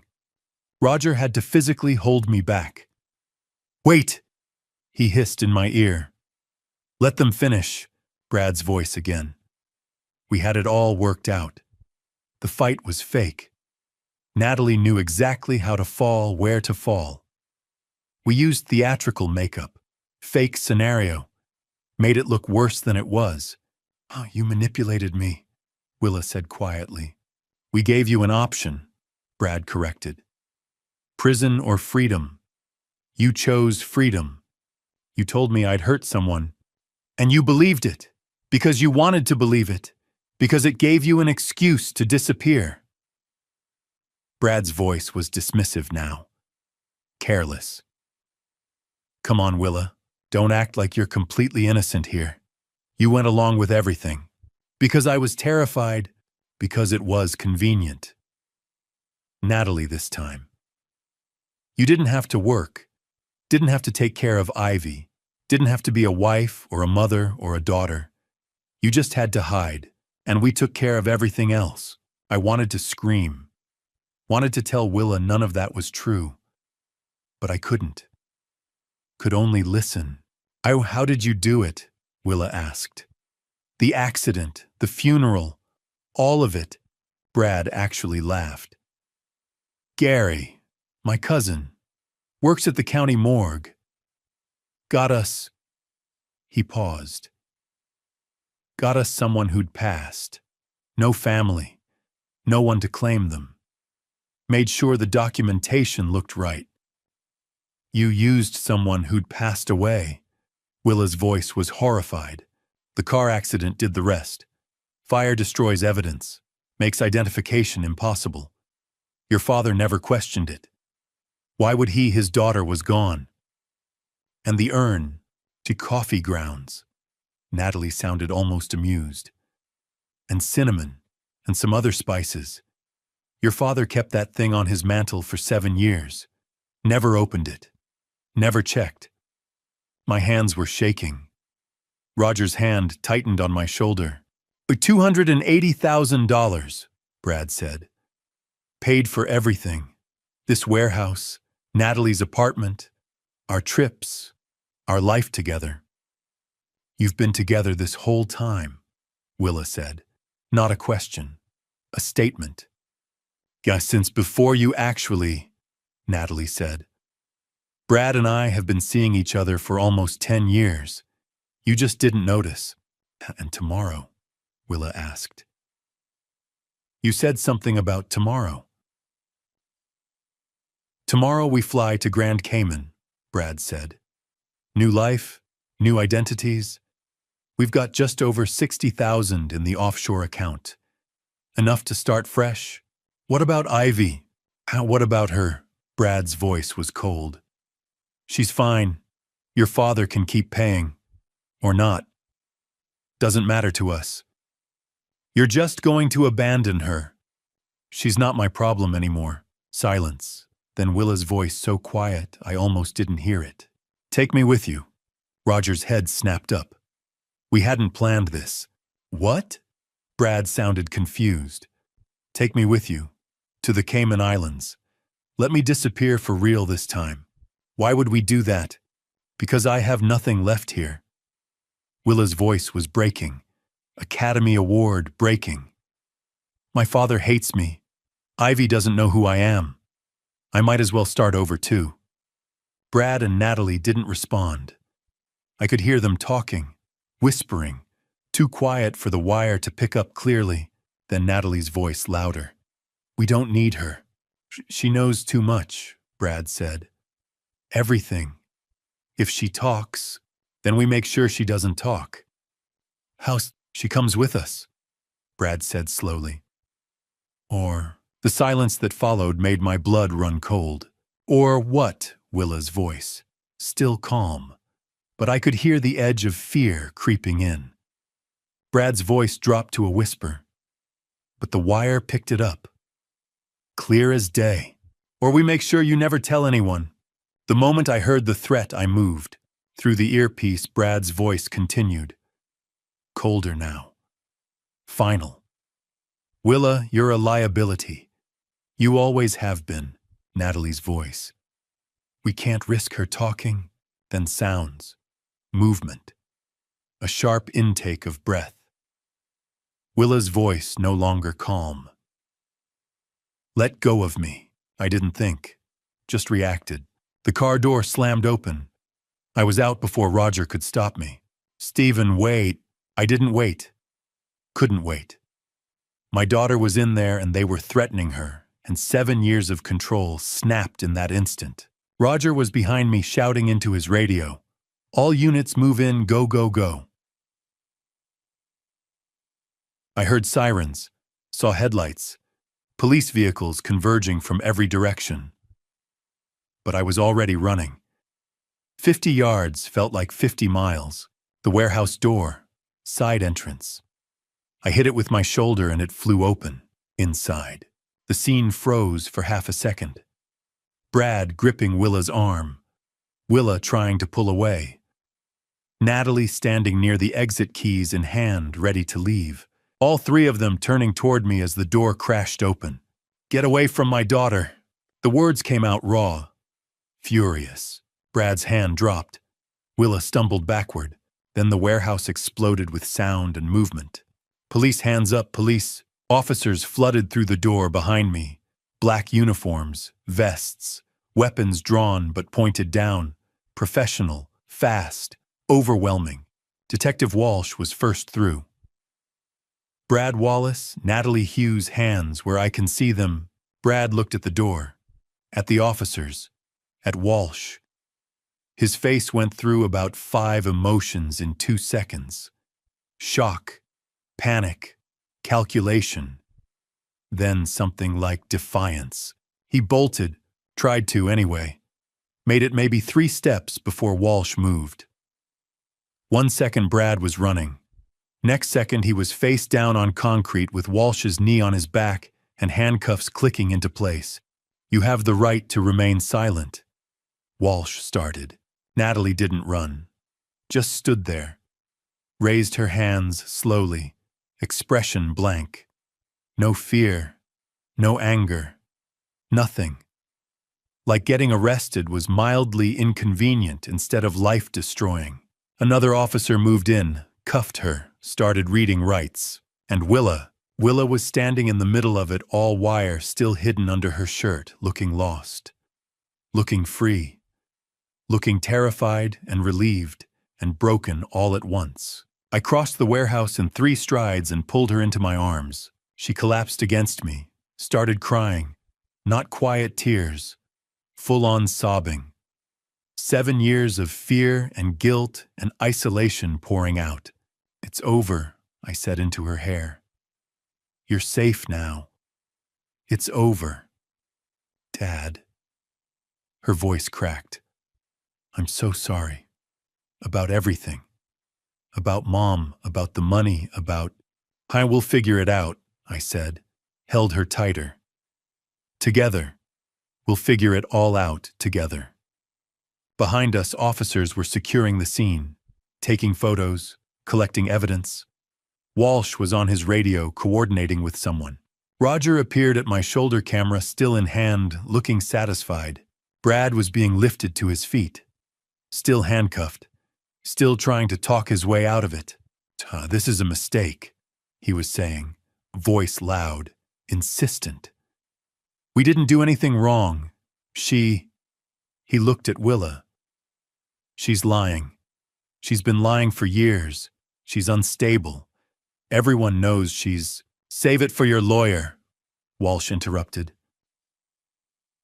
"Brad Wallace, you're under arrest for fraud, conspiracy to commit fraud, grand theft, identity theft, false imprisonment, and accessory to unlawful handling of human remains. You have the right to remain silent. I suggest you use it. This is ridiculous. We were helping her. She wanted to disappear. We gave her that option." Walsh just looked at him. "We recorded everything, Mr. Wallace. Every word you said tonight. Every confession. Every threat. It's all on tape." Brad's face went white. "What?" "Well, the wire your wife was wearing. It recorded everything." Walsh held up a small device. Crystal clear audio. You admitting to staging the fight, faking Willa's death, stealing from Stephen Harper, planning to flee the country, and threatening Willa Harper when she confronted you. Brad stared, then looked at Willa. Really looked at her. Understanding dawned. You set us up." Willa wiped her eyes, looked at him, and for the first time in 7 years, she looked strong. "No," she said quietly. "I just told the truth." 2 officers led Brad toward the door. As they passed, he twisted back. "We would have gotten away with it." His voice cracked, almost desperate. "We had it all planned. We were so close." Walsh shook his head. "You were never close, Mr. Wallace." They took him outside, into one of the police vehicles. Doors closed. Sirens started. Natalie was already in another vehicle, still silent, still cold, staring straight ahead like none of this mattered. Walsh turned to us. "We'll need statements from both of you. But we've got the primary evidence, the wire recording. Financial records Roger provided. It's solid." "What happens now?" I asked. "They'll be arraigned tomorrow. Bail will be high. Federal charges are likely wire fraud, money laundering. We're also picking up Gary Wells tonight, your cousin at the morgue," he added, looking at where Brad had been. "Conspiracy, body theft, falsifying records. And Willa." Walsh looked at her. Gentle now. "Ms. Harper is a victim, not a suspect. We'll need her testimony, but she's not being charged with anything. She's free to go. Free to go. 7 years." And she was finally free to go. Roger stepped forward, handed Walsh a folder. "Financial records, bank statements, transfer receipts. Everything Stephen paid over 7 years. $280,000, Walsh said, flipping through. "We'll file for restitution as part of the sentencing. It'll take time, but you should get it back. I didn't care about the money, didn't care about any of it. Just cared that my daughter was standing next to me, alive, safe, free." The police vehicles started pulling away. Lights flashing. Brad and Natalie inside. Headed to county lockup. To arraignment. To trial. To consequences they'd avoided for 7 years. Walsh shook my hand. Then Roger's, then Willa's. "You did good tonight, Ms. Harper. That took real courage." She nodded, couldn't speak. Walsh left. Roger packed up his equipment, said he'd meet me at the station tomorrow for statements, gave me a quick hug rare for Roger, and headed to his car. And then, it was just Willa and me, standing in that warehouse, in the place she'd called home for 7 years. "Can we leave?" she asked quietly. "I don't want to be here anymore." "Yeah, we can leave." I put my arm around her shoulders. We walked out together, past the makeshift bed, past the photos of Ivy on the wall, past 7 years of imprisonment. Outside, the night air was cool, clean, free. As the last police car disappeared into the night, I felt my daughter's hand slip into mine. We had a long road ahead. Legal proceedings, therapy, rebuilding, introducing Willa to Ivy, explaining everything. But for the first time in 7 years, we'd walk it together. Justice isn't just a verdict, it's what comes after. The trial began 3 months later in January 2025. Those 3 months between the arrests and the trial passed in a blur. Police statements, meetings with prosecutors, therapy sessions for Willa. Slow, careful steps toward healing. Introducing Willa to Ivy under supervision, at first only an hour at a time. Ivy confused and cautious. Willa patient, gentle, afraid of pushing too hard. Me standing in the middle, trying to keep everyone steady while my own emotions threatened to pull me apart. The trial was held at the federal courthouse downtown. A massive stone building with high ceilings and echoing halls, the kind of place that reminded you how small individual lives were compared to the weight of the law. Brad Wallace was charged with fraud conspiracy to commit fraud, grand theft of $280,000, false imprisonment of Willa Harper, identity theft, and accessory to the unlawful handling of human remains. Natalie Hughes faced charges of conspiracy, fraud, theft, and aiding false imprisonment. Gary Wells, Brad's cousin who worked at the county morgue, was charged with body theft, falsifying official records, and conspiracy. All three pleaded not guilty. The prosecution appeared unconcerned. I testified on the second day. I walked into the courtroom wearing the only suit I owned, the same one I had bought for Willa's funeral 7 years earlier and had never worn again.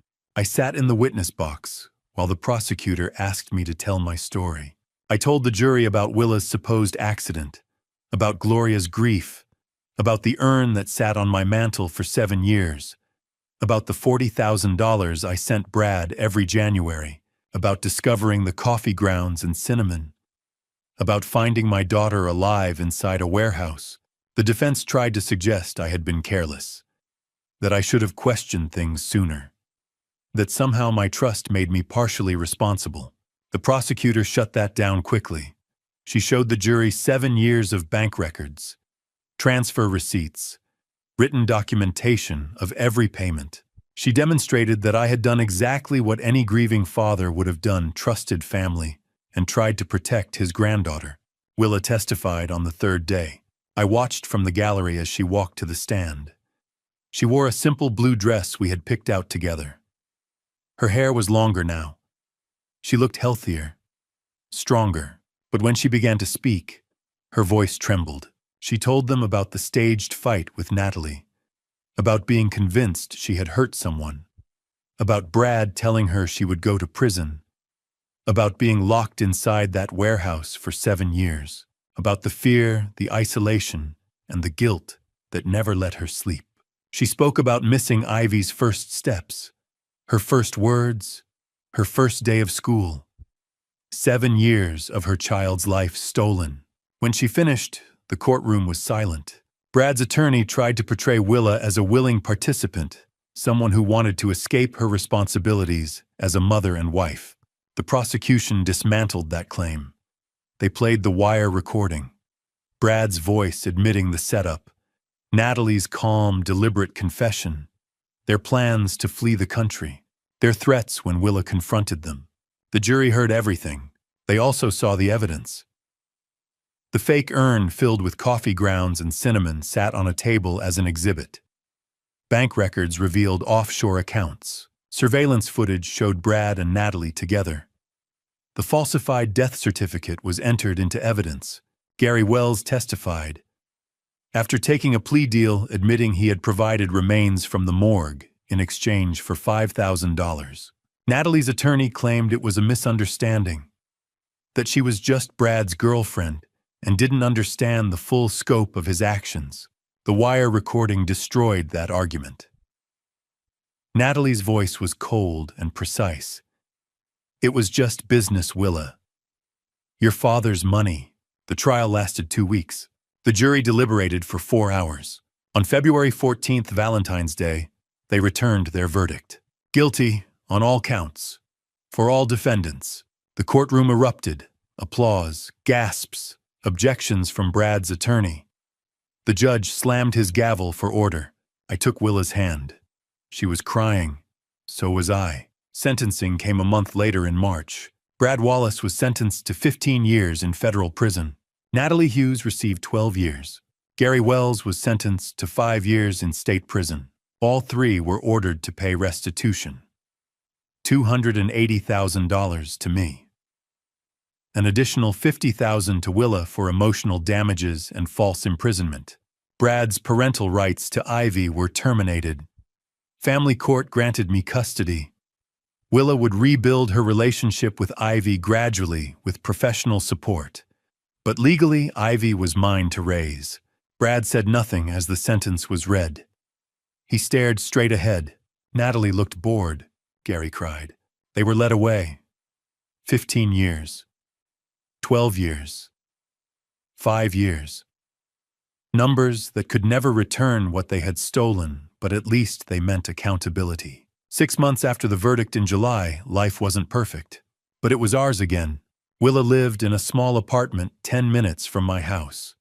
She worked part-time at Harper Family Market, learned the business, and took community college classes at night. Independence came slowly, but it came. She saw Ivy 3 times a week, sometimes at my house, sometimes at the park. Sometimes the three of us ate dinner together, and for a moment it almost felt normal. Ivy was doing better, still in therapy, still working through confusion and grief, but she was resilient. Last week she asked Willa to teach her how to braid hair. They sat on my couch for an hour, Willa's hands guiding Ivy's smaller ones.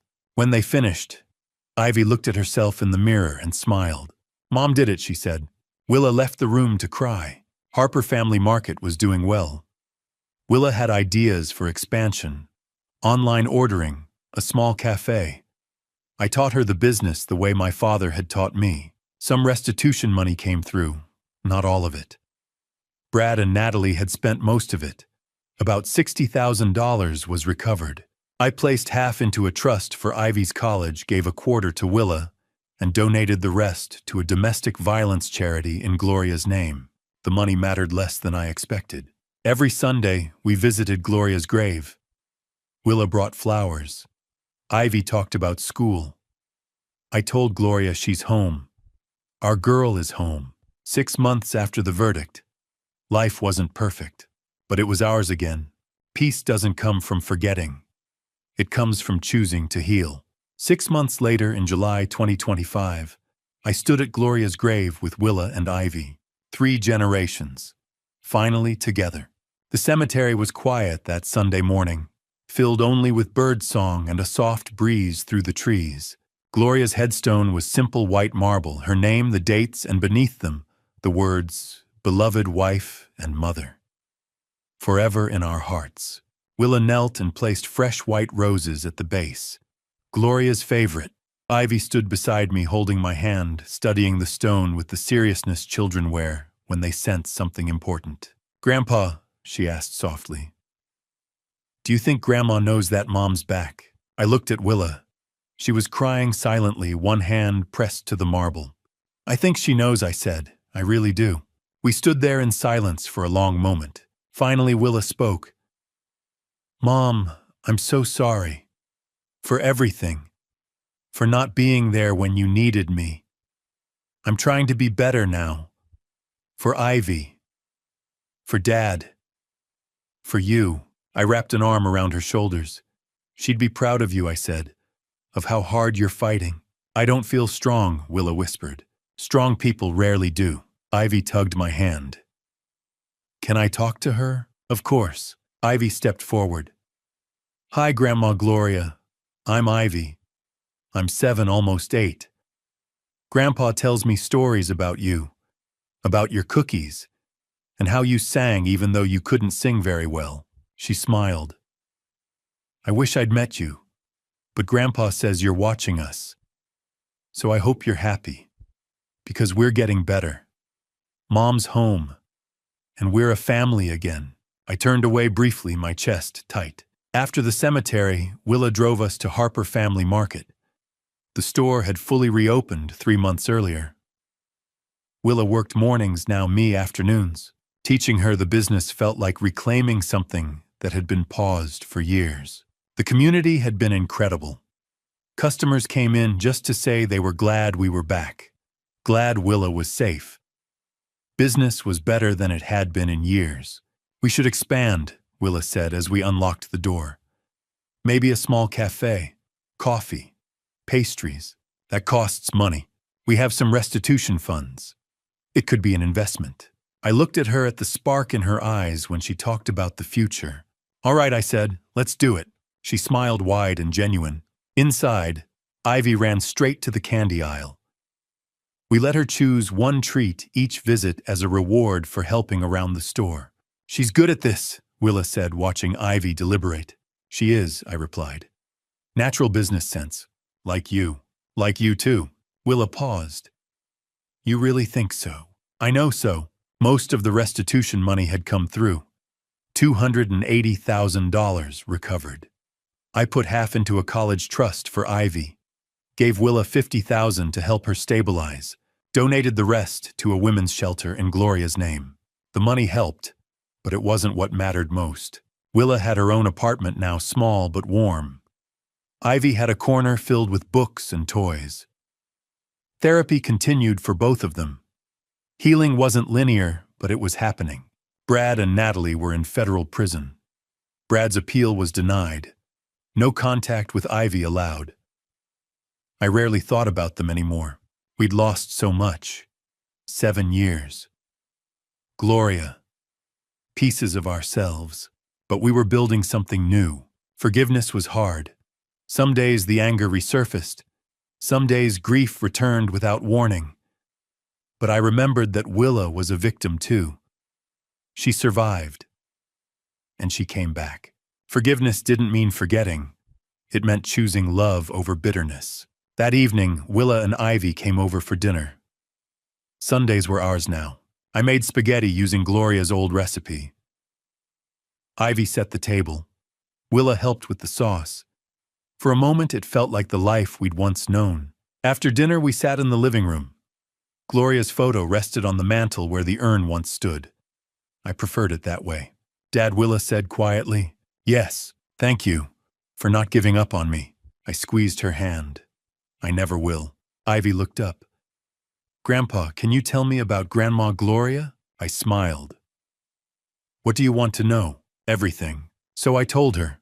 About meeting Gloria at a fair. About love and laughter and mistakes and family. Ivy listened closely. Willa cried softly. She sounds amazing, Ivy said. She was. As they left that night, Ivy hugged me tight. Love you, Grandpa. Love you too. Willa smiled. See you tomorrow? 6 a.m. I'll bring coffee. I watched them drive away and felt peace settle in. Not perfect, not easy, but together, and that was enough. 7 years of lies, a lifetime of truth ahead. On a quiet Sunday evening in July, the three of us sat around my kitchen table, 3 generations finally whole. Ivy was showing Willa her drawings from school. Willa was smiling, really smiling for the first time in 7 years. And I realized this family story didn't end with revenge. It ended with redemption. And to you listening to this story, remember this. I spent 7 years carrying a weight I didn't even know was there. 7 years paying for a lie. 7 years mourning a daughter who was alive but imprisoned. And when I finally learned the truth, my first instinct wasn't justice, it was rage. I wanted Dad revenge so badly I could taste it. I wanted Brad and Natalie to suffer the way my family had suffered. But God taught me something I didn't expect. God doesn't honor revenge, He honors truth. And when I chose truth over vengeance, when I chose to trust Roger and the law, instead of taking matters into my own hands, God gave me something better than revenge. He gave me my daughter back. Looking back, would I do things differently? Absolutely. I'd ask harder questions. I wouldn't ignore the red flags. I wouldn't let grief blind me to the manipulation happening right in front of me. My advice to you, don't wait 7 years to demand the truth. Don't let people use your pain against you. Don't confuse patience with passivity. This dad revenge story taught me that revenge is temporary, but family is forever. Justice came not because I forced it, but because I trusted God's timing and let the truth speak for itself. And that family story, the one about a father, a daughter, and a granddaughter rebuilding what was stolen. That's the story worth telling.